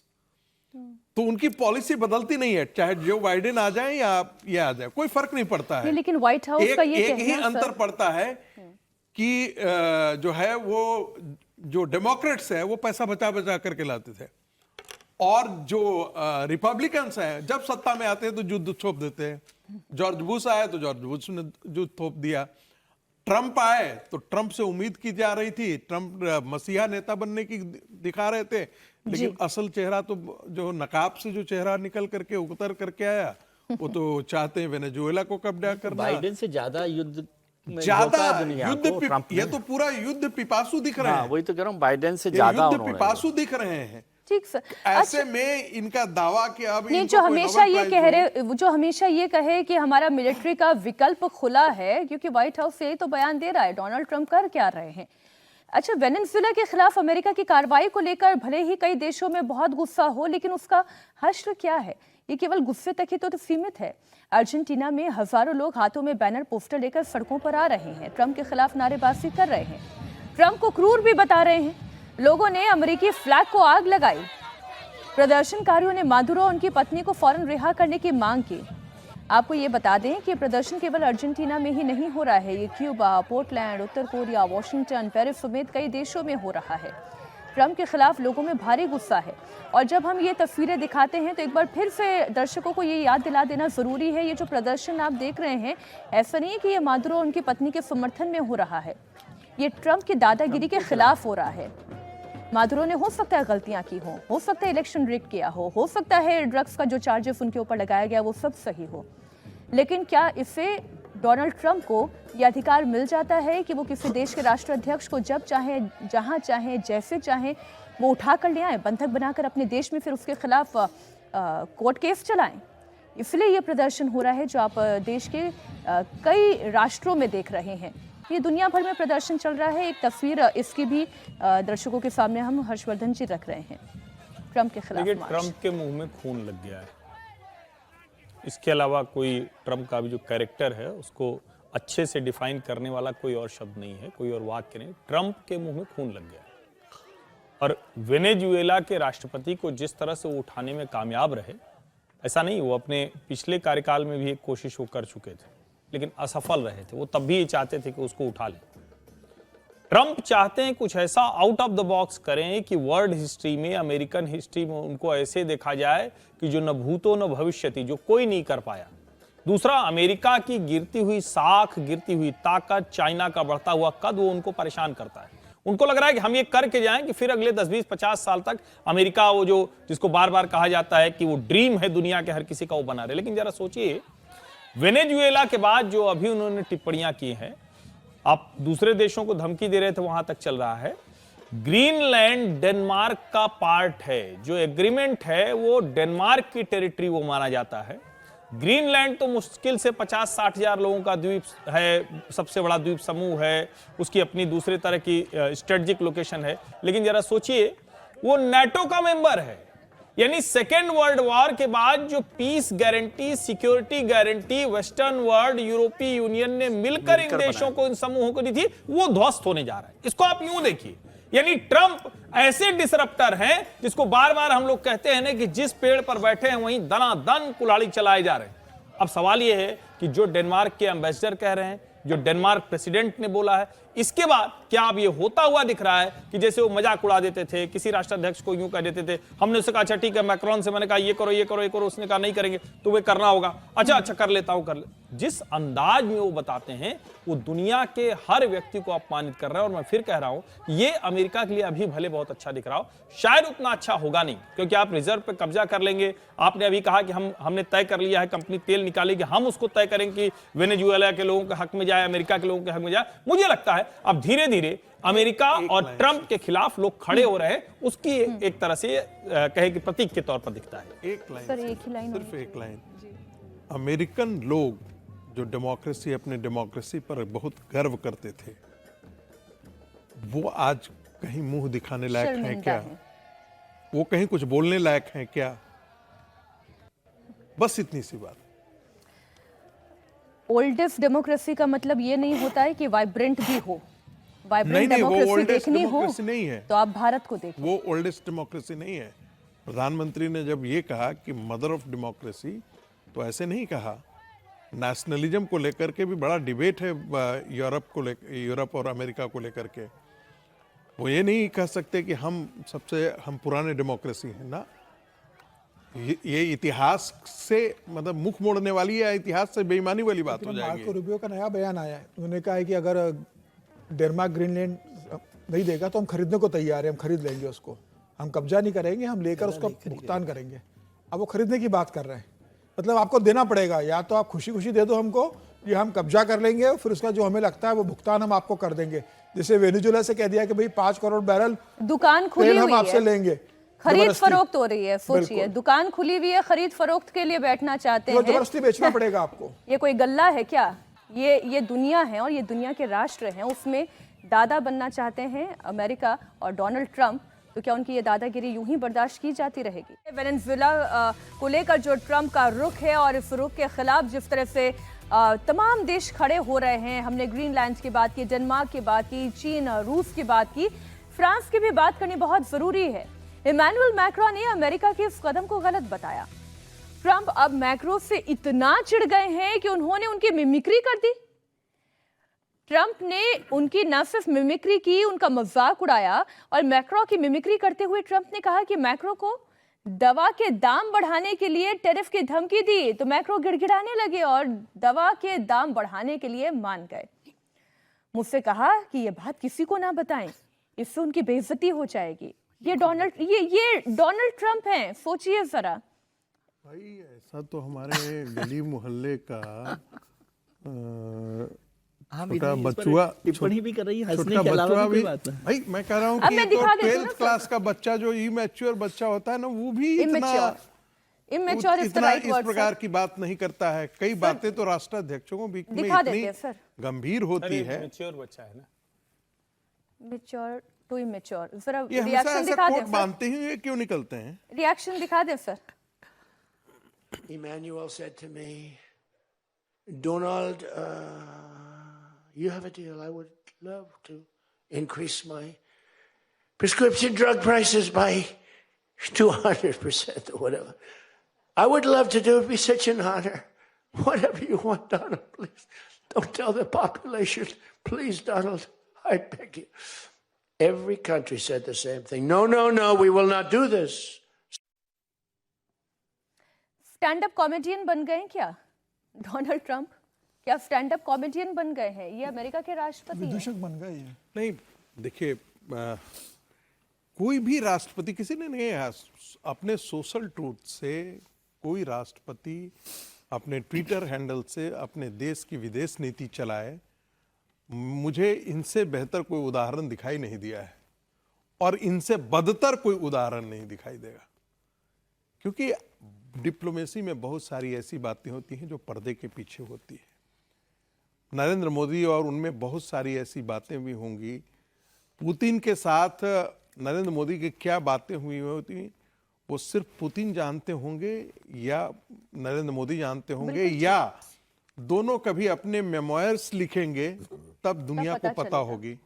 लेकिन उस गाड़ी में बैठ करके चीन के अंदर उन्होंने क्या बात की, ये पूरी दुनिया में से किसी को पता नहीं है। हम लोग गेस कर सकते हैं बस, और यही तकाजा भी होता है, और यही जिसे हम कहते हैं कि एक सामान्य शिष्टाचार या व्यवहार निपुणता इसी में है। लेकिन राष्ट्रपति आकर के रोज आकर के बोले मैंने उसको धमकाया, मैंने उसको धमकाया, ये कोई राष्ट्रपति नहीं है। जैसे गली का गुंडा जो होता है, जो अपने घर से बाहर निकलता है, कहता है अबे क्या है बे, तू क्या है बे, और फिर बंदूक के बगल में उससे साथ जो चलते हैं तो राइफल लटकाए हुए चलते हैं, खुद भी अपने हाथ में रिवॉल्वर कट्टा जो है वो डाले हुए चल रहा है कि जो सामने आएगा उसको निपटा देंगे। तो बाकी लोग क्या कहता है, जी साहब, जी साहब। और जैसे ही आगे बढ़ता है तो दिल्ली की जितनी प्रचलित गालियां होती है, जिसका जिक्र नहीं टेलीविजन पे किया जाता है, किया जा सकता है, वो सारा उसके बारे में दे देता है, ये ऐसा है, ये ऐसा है। और उसकी माँ बहन की जितनी गालियां होती हैं वो सब के सब उसको समर्पित हो जाता है पूरी श्रद्धा के साथ। ट्रंप के लिए जितने राष्ट्राध्यक्ष होंगे लगभग ऐसी ही उनके मन में होगा इनके लिए। कोई ट्रंप को रिस्पेक्ट से नहीं देखा क्या मतलब स्टेटस होता है राष्ट्रपति का? और ये उनका अपमान नहीं है, ये पूरे अमेरिकियों का अपमान है, अमेरिका का अपमान है, उस पद का अपमान है, उस स्टेचर का अपमान है। मीनाक्षी ये पहली बार राष्ट्रपति नहीं बने, ये एक बार रह चुके हैं। नहीं, वो तब तो ठीक थे, ये तब क्या तो हो वही गया? पहला कार्यकाल उनका नहीं, ठीक अब था। क्या हो गया फिर अब इनको? दूसरे कार्यकाल के उम्र इस का तरीके से व्यवहार कर रहे हैं, उम्र का जबकि पहले कार्यकाल में उन्होंने सबके साथ बेहतर किया, प्रधानमंत्री के साथ उनके संपर्क अच्छे रहे, दुनिया में उन्होंने बेहतर करने की कोशिश की, अमेरिका के लिए उन्होंने बेहतर किया, और शायद इसलिए उनको दूसरी बार रिपब्लिकन टिकट दिया, और इतने प्रचंड इससे वो जीत कर आए कि जनता ने आपको इतना मैंडेट दिया है। और आपने जो मागा का जिक्र किया था कि भाई मेक अमेरिका ग्रेट अगेन, और जनता को लग रहा था कि भाई आप अमेरिका को ग्रेट करोगे, तो आप पूरी दुनिया में अमेरिका को ग्रेट करने के बजाय आपने आज तो पूरे अमेरिका को शर्मिंदा कर दिया। अमेरिकन वासी सोचते होंगे कि हमारा एक स्टेटस था दुनिया में, हमारा एक नाम था, अमेरिका का एक नाम था कि भाई वो छोटे देशों को सपोर्ट करता है, समर्थन देता है, आर्थिक मदद करता है, दुनिया की संस्थाओं को इंडिपेंडेंसी के लिए पैसा देता है कि नहीं दुनिया में आपका रहना चाहिए। आज ट्रम्प ने वो सारा धराशायी कर दिया। जितनी बड़ी संस्था थी, वर्ल्ड ऑर्गेनाइजेशन हो, संयुक्त राष्ट्र हो, पैसा देना बंद कर दिया। आपने अपनी दादागिरी शुरू कर दी, आपने अपने देश के अंदर, दुनिया के अंदर आपने टैरिफ बढ़ाना शुरू कर दिए। आप लोगों को टैरिफ छोटे देशों को लगाते नहीं थे कि भाई बहुत छोटे देश है, उन्हें आगे बढ़ना चाहिए, हम सपोर्ट करेंगे। आप उनसे मोलभाव कर रहे हो, आप उनकी कीमत लगा रहे हो, आप कह रहे हो कि ग्रीनलैंड की कीमत बताइए कितना है, हम पैसा देके आपको खरीद और ऐसा लेंगे। भी नहीं कि डोनाल्ड ट्रंप की इतनी बदनामी हो रही है, उनकी इतनी आलोचना हो रही है तो उनको पता नहीं है, उनको सब पता है, फिर भी वो ये कर रहे हैं। वेनेजुएला, हाँ, हु केयर्स। वेनेजुएला को लेकर ट्रंप का जो असली मकसद था वो तो पूरा हो गया। ट्रंप ने खुद इसका खुलासा किया, सोशल मीडिया पर उन्होंने पोस्ट किया। ट्रंप ने बताया कि वेनेजुएला 30 से 50 मिलियन बैरल तक हाई क्वालिटी तेल अमेरिका को देगा। इसे अमेरिका मार्केट रेट पर बेचेगा और फिर उस पैसे पर सिर्फ अमेरिका का अधिकार होगा। मादुरो को गिरफ्तार करने के बाद अमेरिका की यह सबसे बड़ी आर्थिक सफलता है। एक रिपोर्ट के मुताबिक इस तेल की कीमत $2 अरब तक हो सकती है। ट्रंप के मुताबिक यह समझौता इस बात का संकेत है कि वेनेजुएला की सरकार उनकी मांग मान रही है, क्योंकि धमकी तो यही दी थी ट्रंप ने। उन्होंने पहले ही चेतावनी दे दी कि वेनेजुएला अगर इस बार भी नहीं सुनेगा तो जो अंतरिम राष्ट्रपति बनी है फिर उनका हश्र तो मादुरो से भी ज्यादा बुरा होगा। अमेरिका के लिए पूरे दरवाजे खुल चुके हैं वेनेजुएला के। इससे पहले अमेरिका ने मादुरो पर दबाव बनाया ही था। ट्रंप दरअसल जो कंट्रोल चाहते थे उन्होंने बस ये बताया है, इस पोस्ट के जरिए उनको वो पूरा कंट्रोल मिल चुका है। जो उनके हित थे वो हित सद गए हैं। विजय जी, इससे ये साफ हो गया ना कि ट्रंप जो बोल रहे थे, जिस तरह से वेनेजुएला के प्रेसिडेंट मादुरो को अरेस्ट करके वो लेकर आए, वो एक ड्रग्स के मामले पे, तो वो एक बहाना था। असली मकसद तो यही है, ऑयल को लेकर, जिस पर हम लोग लगातार चर्चा करते रहे कि वेनेजुएला के ऑयल पर, तेल पर उनकी सबसे बड़ी नज़र है।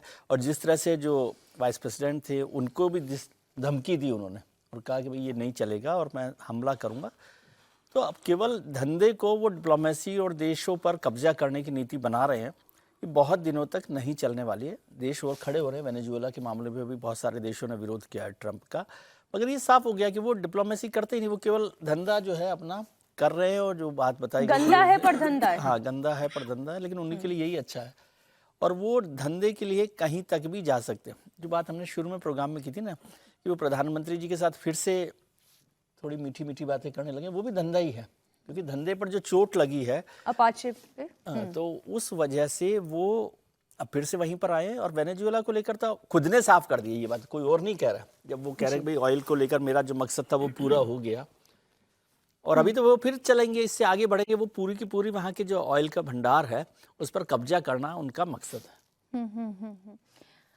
ट्रंप इन दिनों अपनी दादागिरी दुनिया के दूसरे देशों पर ही नहीं चला रहे, बल्कि अपने देश में भी वो अपनों के मतलब कुछ ऐसे हैं जो उनके खिलाफ बोल रहे हैं, तो अब वो बोल रहे हैं तो उनसे बर्दाश्त नहीं हो रहा है। इसकी सिर्फ एक एग्जांपल आपके सामने रख रही हूँ। अमेरिका में एक महिला वेनेजुएला के मुद्दे पर इंटरव्यू दे रही थी। ट्रंप के इस कदम की वो आलोचना कर रही थी और तभी ट्रंप की पुलिस वहां पर पहुंची और महिला को बीच इंटरव्यू लाइव कैमरों के सामने ही ये देखिए कैसे गिरफ्तार कर लिया। ये भी दुनिया देख रही है। और महिला का कसूर क्या था? सिर्फ इतना कि उसने ट्रंप को तानाशाह बता दिया था। बोलने की आज़ादी नहीं है क्या? तानाशाह बताया था, क्या कह दिया था? आपने तानाशाही वाला काम भी तो किया है। मादुरो को उठाकर जो आप लेकर आ गए, फिर अपने देश में अपने हिसाब से कोर्ट केस चला रहे हैं, गिरफ्तार कर ली गई। ये उनकी डेमोक्रेसी है। अब खबर ईरान से भी। ईरान पर युद्ध का खतरा मंडरा रहा है। अमेरिका और इजराइल कभी भी अटैक कर सकते हैं। इस बीच ईरान के अंदर भी हालात बेकाबू हैं। ईरान में सुप्रीम लीडर खामेनेई के खिलाफ विरोध प्रदर्शन तेज हो गया है। राजधानी तेहरान के ग्रैंड बाजार में जमकर तोड़फोड़, पथराव और आगजनी की खबर है। तेहरान में सैकड़ों की संख्या में लोग सड़क पर उतरकर अयातुल्लाह खामेनेई के खिलाफ नारे लगा रहे हैं। एक तस्वीर और आपके सामने रख रहे हैं। 100 से ज्यादा शहरों में ये आग भड़क रही है। हमादान, इस्फहान, कौम, मशहद समेत इन तमाम शहरों में जनता सड़क पर है। खामेनेई को सत्ता से बेदखल करने की मांग है। 11 दिन से चल रहे हिंसक विरोध प्रदर्शन में 36 लोगों की मौत हो चुकी है, लेकिन भीड़ पीछे हटने के लिए कतई तैयार नहीं है। कई सड़कें बंद भी की गई है। कई जगहों पर आग लगाकर सड़कें बंद कर दी गई है। वहां की सरकार कुछ पीनट्स देने की कोशिश तो कर रही है अपने देश की जनता को। वो ये कह रही है कि हम कुछ रियाल देंगे, कुछ फ्री बीज शुरू करेंगे, लेकिन इससे काम बनता हुआ दिखाई नहीं दे रहा है। क्या खामेनेई का अंत का काउंटडाउन शुरू हो चुका है? हर्षवर्धन जी, ये देखिए, इसमें मुझे लगता है कि अब ज़्यादा संदेह नहीं रह गया है और खामेनेई को ये बात 2022 में समझ लेनी चाहिए थी। किसी भी तानाशाही शासन में अगर किसी को इस तरह से खड़े होकर बोलने का एक साहस हो जाए, जैसा महसा अमीनी को हुआ था, विश्वविद्यालय में उस लड़की ने अपने कपड़े उतार दिए, बिकनी में वो घूमने लगी, सिर्फ इसलिए कि हमारे अधिकार क्या हैं। क्यों? क्योंकि उसको हिजाब, बुर्का वो पहनना था। सारी लड़कियों ने वहाँ हिजाब जलाने का कैंपेन चला, यानी लड़कियां अपने हिजाब को उछालती थी, उसमें आग लगाती थी और उसके वीडियो बनाकर डालती थी। अगर ये साहस हो गया, अब क्या है कि खामेनेई इजराइल का डर दिखाकर, खामेनेई यहूदियों का डर दिखाकर, वेस्टर्न थ्रेट का डर दिखाकर वो बने हुए हैं। वो बार बार इस तरह का अपना, जिसको कहते हैं, तकरीर करते हैं।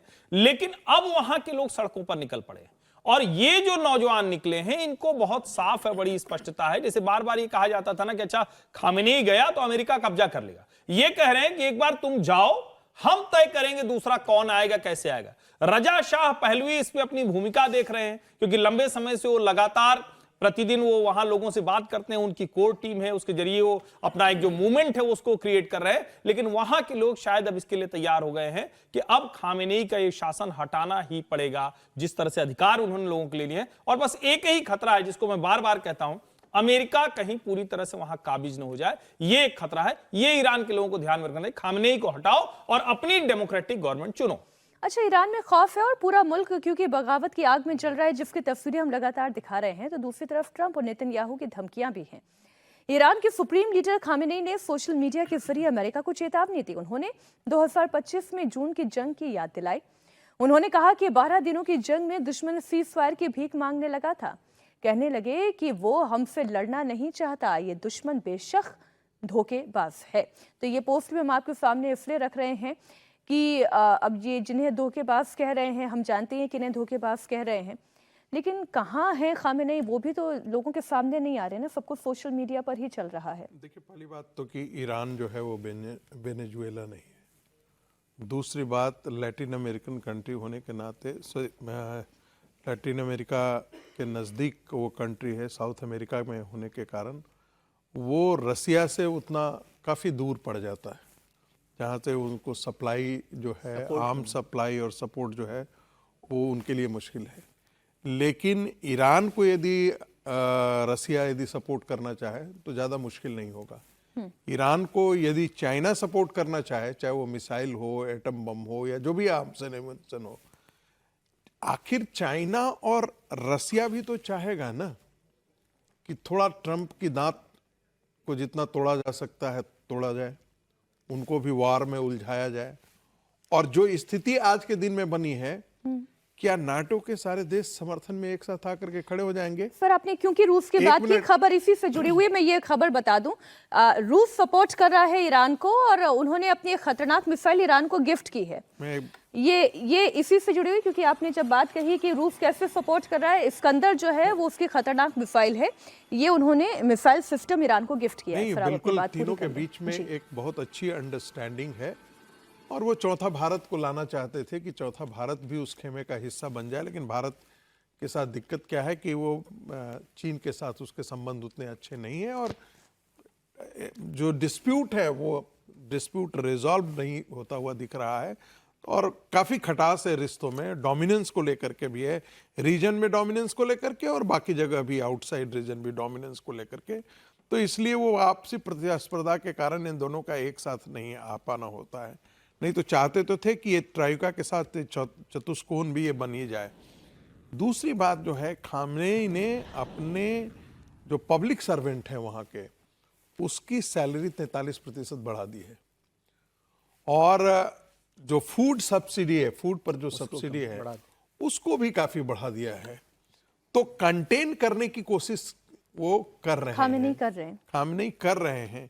लेकिन यदि आपके 31 प्रांत में से 17 प्रांत में यदि लोग सड़कों पर हों, विश्वविद्यालय के छात्र सड़कों पर हैं, ऐसा नहीं है कि सामान्य आदमी, शॉपकीपर्स, जिस बाजार की आप बात कर रहे हैं वहां शॉपकीपर्स ने शटर डाउन कर दिया है। अब कोई भी व्यापारी अपना शटर डाउन नहीं करना चाहता है क्योंकि उसको पता है, लेकिन कहीं ना कहीं वो इस मूवमेंट के साथ आम जनता जो है वो जुड़ रही है, आम जनता खड़ी हो रही है। यही कारण है कि आपको इतना दिन प्रोटेस्ट जो है वो प्रोलॉन्ग दिख रहा है। 25 मृत्यु हो चुकी है, इसके बावजूद भी लोग सड़क से बाहर लौटने के लिए तैयार नहीं है। वाकई में अमेरिका के लिए इतना आसान होता तो जैसे बांग्लादेश में किया था वैसे ही कर लेते। जो है वो रसिया भागने की तैयारी कर रहे हैं। जी, हमने डिस्कस भी किया था कल इसे अपने कार्यक्रम में ही। और वाकई में अमेरिका के लिए इतना आसान होता, आपने जहां से बात शुरू की, वेनेजुएला नहीं है, कर लेता। आसान नहीं है इसलिए नहीं कर पा रहा है। बांग्लादेश में जैसे आसानी से कर लिया, जैसे श्रीलंका में हो गया, या जैसे आप यूँ पाकिस्तान में कह ले, अपने हिसाब से वहाँ की सरकार को चला रहे हैं। ईरान उसके हाथों की कठपुतली अभी तो बनता हुआ दिखाई नहीं दे रहा, और इतना आसान भी नहीं है खामेनेई को हटा देना। लेकिन हाँ, वहाँ की जनता चाहती है, और जब तक वो जनता सड़क पर रहेगी तब तक खामेनेई का जीना मुश्किल जरूर रहेगा। बात हमारे पड़ोसी मुल्क की भी कर लें। यूनुस सरकार बांग्लादेश को पूरी तरह से जिहाद के रंग में रंग चुकी है। यूनुस सत्ता में रहें या ना रहें, बांग्लादेश में जिहादियों की पौबारा हो चुकी है। अनलीश कर दिया है उन ताकतों को जिसकी वजह से वहां पर अल्पसंख्यक मारे जा रहे हैं। हिंदुओं के लिए बांग्लादेश किसी कब्रगाह की तरह बन गया है, जहां रोज हिंदुओं की मौत हो रही है। एक और हिंदू की हत्या से पूरे देश में गुस्सा है। उस देश में नहीं, यहाँ हमारे भारत में गुस्सा है, क्योंकि वहां तो आवाजें ही नहीं उठ रही हैं। हिंदू युवक की हत्या का यह ताज़ा मामला बांग्लादेश के नौगांव जिले के महादेवपुर का है। इस बार एक हिंदू के ऊपर आरोप क्या लगाया गया कि वो चोरी कर रहा था। चोरी का आरोप लगाते हुए कट्टरपंथियों की यह हिंसक भीड़ उसके पीछे दौड़ पड़ी। वो क्या करता? इस हिंदू युवक का नाम है मिथुन सरकार, उम्र 25 साल। हमले से खुद को बचाने के लिए उसने एक नहर में छलांग लगा दी, और फिर जब पानी में वो डूबने लगा तो उसने बचाने के लिए लाख गुहार लगाई, लेकिन इसके बावजूद कोई बचाने के लिए नहीं आया, और फिर डूबने के कारण मिथुन की मौत हो गई। वहाँ की जो तस्वीरें हैं, फिर जैसे बाकी हिंदुओं के परिवार वाले रो रहे हैं, बिलख रहे हैं, वैसे मिथुन के परिवार वाले भी रो रहे हैं, बिलख रहे हैं। बॉडी रिकवर कर ली गई है। टारगेट जमातियों का सेट ही है कि हिंदुओं को मारना है। पता नहीं वहाँ कब चुनाव होंगे, कब सरकार बनेगी, किसके हाथों में शासन जाएगा, कि कत्लेआम बंद होगा। समीर जी, रोज हम एक खबर देखते हैं कि रोज एक हिंदू को वहाँ मारा जा रहा है, किसी को जिंदा जला रहे हैं, किसी को पकड़कर मारकर उसको जला दिया जा रहा है। और जिस तरह की जो घटनाएं बढ़ते जा रही है, तो ये डर लग रहा है कि क्या बांग्लादेश स्टेज पर चला गया है, कि अब हिंदुओं के खिलाफ एक सामूहिक नरसंहार करने की वहाँ के कट्टरपंथी सोच रहे हैं कि इकट्ठा करके हिंदुओं को मारा जाए। और मुझे लग रहा है कि जिस तरीके से लगातार हमले हो रहे हैं और हिंदू समाज वहाँ जिस तरीके से डर कर जी रहा है, अब भारत सरकार को कम से कम कड़ी चेतावनी यूनुस सरकार को देना चाहिए। यूनुस को कहना चाहिए कि भाई अब बहुत हो गया है, रोज वहाँ पर हिंदू मारा जा रहा है और आपकी सरकार और आपका प्रशासन मुख दर्शक बना हुआ है। आप इस पर तत्काल लगाम लगाइए। ये नहीं कहा हो सकता कि 12 फरवरी तक हम चुनाव का इंतजार करेंगे, भी बांग्लादेश में सरकार आएगी उसके बाद हिंदुओं पर अत्याचार होने कम हो जाएंगे। इससे क्या गारंटी है? 12 तारीख को चुनाव के बाद हो सकता है कट्टरपंथी सत्ता में आ जाए और वो तेज हमले हिंदुओं के ऊपर कर दे। तो मुझे लगता है कि भारत सरकार को अब बहुत इस पर सख्त अपना एक संदेश बांग्लादेश के यूनुस प्रशासन को भेजना चाहिए कि भाई केयर टेकर अभी आप वहाँ पर हो, जितने जल्दी हो सके आप वहाँ पर इन कट्टरपंथी तत्वों पर लगाम लगाइए और हिंदुओं की सुरक्षा सुनिश्चित कीजिए। मुझे लगता है विदेश मंत्रालय इस मामले में अपनी बात कह रहा होगा, लेकिन अब वक्त आ गया कि थोड़ी कठोरता के साथ अपनी बात बांग्लादेश को बताई जाए और कहा जाए कि अगर असफल रहते हो वहाँ पर हिंदुओं की हिफाजत करने में, तो भारत प्रशासन को या भारत सरकार को समय नहीं लगेगा वह हिंदुओं की सुरक्षा करने के लिए। तो ये जब डर उनको लगेगा तभी वहां हिंदुओं की सुरक्षा होगी। इस तरीके से हम रोज इस तरह की घटना सुनते रहेंगे, देखते रहेंगे, हम डिबेट करते रहेंगे और रोज हमारे वहां के हिंदू नागरिक वहां डर के माहौल में जी रहे हैं। रोज मारे जा रहे हैं, वहां महिलाओं के साथ बलात्कार हो रहा है, बच्चे मारे जा रहे हैं, युवाओं को मारा जा रहा है। मुझे लग रहा है ये अब हद से बाहर बात हो रही है। भारत सरकार को इससे गंभीरता से लेना चाहिए। वहां पर हरकतें हो रही हैं उसी की वजह से मुस्तफिजुर रहमान को यहाँ आईपीएल से भी बाहर का रास्ता दिखाया गया। चूंकि ये खबर बांग्लादेश से ही जुड़ी हुई है तो मैं जरा ये खबर आपको बता दूं। इस पर जो बांग्लादेश क्रिकेट बोर्ड है उसने आईसीसी से शिकायत की थी, ये तो आपको ध्यान होगा। कि सुरक्षा चिंताओं को लेकर इस पर आईसीसी का जवाब भी आ गया है। और बांग्लादेश की टीम जो ये कह रही थी कि हम इस पर पूर्ण प्रतिबंध लगा दें, हम इंडिया में नहीं खेलेंगे, इस तरीके के जितने भी अल्टीमेटम थे, बोर्ड ये कह रहा है कि जितने भी आयोजन हैं वो नियमों के आधार पर ही होंगे। सुरक्षा, व्यवस्था, कल्याण सब कुछ नजरिए में रखते हुए जो प्रोग्राम है उसे वैसे ही आगे बढ़ाया जाएगा। तो ये बांग्लादेश की स्थिति है। अब चाहे वो अपने देश में मुसलमानों के हितों की रक्षा कर पाएं, हिंदुओं के हितों की रक्षा कर पाएं या ना कर पाएं, आईसीसी अपने तरीके से चलेगी। तो ये गिदड़ भपकी कहीं और जाकर दे वो। अच्छा, बांग्लादेश पर पूरी तरह से पाकिस्तान का कैसा कब्जा है, उस मानसिकता का कैसा कब्जा है, वो हम देख रहे हैं। जिस पाकिस्तान से उसे भारत ने आज़ादी दिलाई, उसी के साथ मिलकर अब वो भारत के खिलाफ कैसे साजिश रच रहा है, इसका एक और सबूत आपके सामने रखती हूँ। बांग्लादेश के एयर चीफ मार्शल पाकिस्तान दौरे पर हैं। हसन महमूद खान ने पाकिस्तान के air chief marshal Zaheer Ahmed Babar Sidhu से मुलाकात की। ये तस्वीरें भारत के लिए इसलिए चिंताजनक है कि दोनों ही मुल्क हमारे पड़ोसी हैं। अब दोनों मिलकर एक साथ हमें चुनौती दे रहे हैं। एक वक्त में ये मुलाकात काफ़ी मायने रखती है। एक तरफ ऑपरेशन सिंदूर की मार से पाकिस्तान का तिल मिलाना, दूसरी तरफ बांग्लादेश के जिहाद में कि जो आंधी इस वक्त वहाँ चल रही है उसका नुकसान सबसे ज़्यादा हिंदू समाज को हो रहा है। अब आप चाहें पाकिस्तान के रेफरेंस में बात कर लें, पाकिस्तान में हिंदुओं की संख्या कैसे घटते घटते 3% पर आ गई। अगर मैं गलत नहीं हूँ, हो सकता है उससे भी कम हो रही है, 3% तक आ गई है कहाँ के? पाकिस्तान में हिंदुओं की जनसंख्या। और वहीं दूसरी तरफ बांग्लादेश में जो जमाती खतरे की घंटी बजा रहे हैं। एक छोटा सा रिएक्शन इसी पर विजय जी, ये मुलाकात फौज वाली साठगांठ गंभीर है। आपने सही बात कही, चिंता की बात हो सकती है हमारे लिए। चिंता नहीं हो तो भी हमें इस पर नज़र रखने की ज़रूरत है कि किस तरह से हो रहा है। लेकिन ये शुरुआत हुई थी, हमने शायद पहले भी इस बात का जिक्र किया कि जब एससीओ की बैठक चाइना में हो रही थी तो वहाँ चाइना, पाकिस्तान और बांग्लादेश के बीच में बैठक हुई रक्षा सौदों को लेकर, रक्षा समझौतों को लेकर। और उसी का ये एक्सटेंशन है कि किस तरह से किया जा रहा है। अभी आप चीन, बांग्लादेश और पाकिस्तान के एयर चीफ्स को देख रहे हैं, चीन भी इसमें शामिल हो सकता है।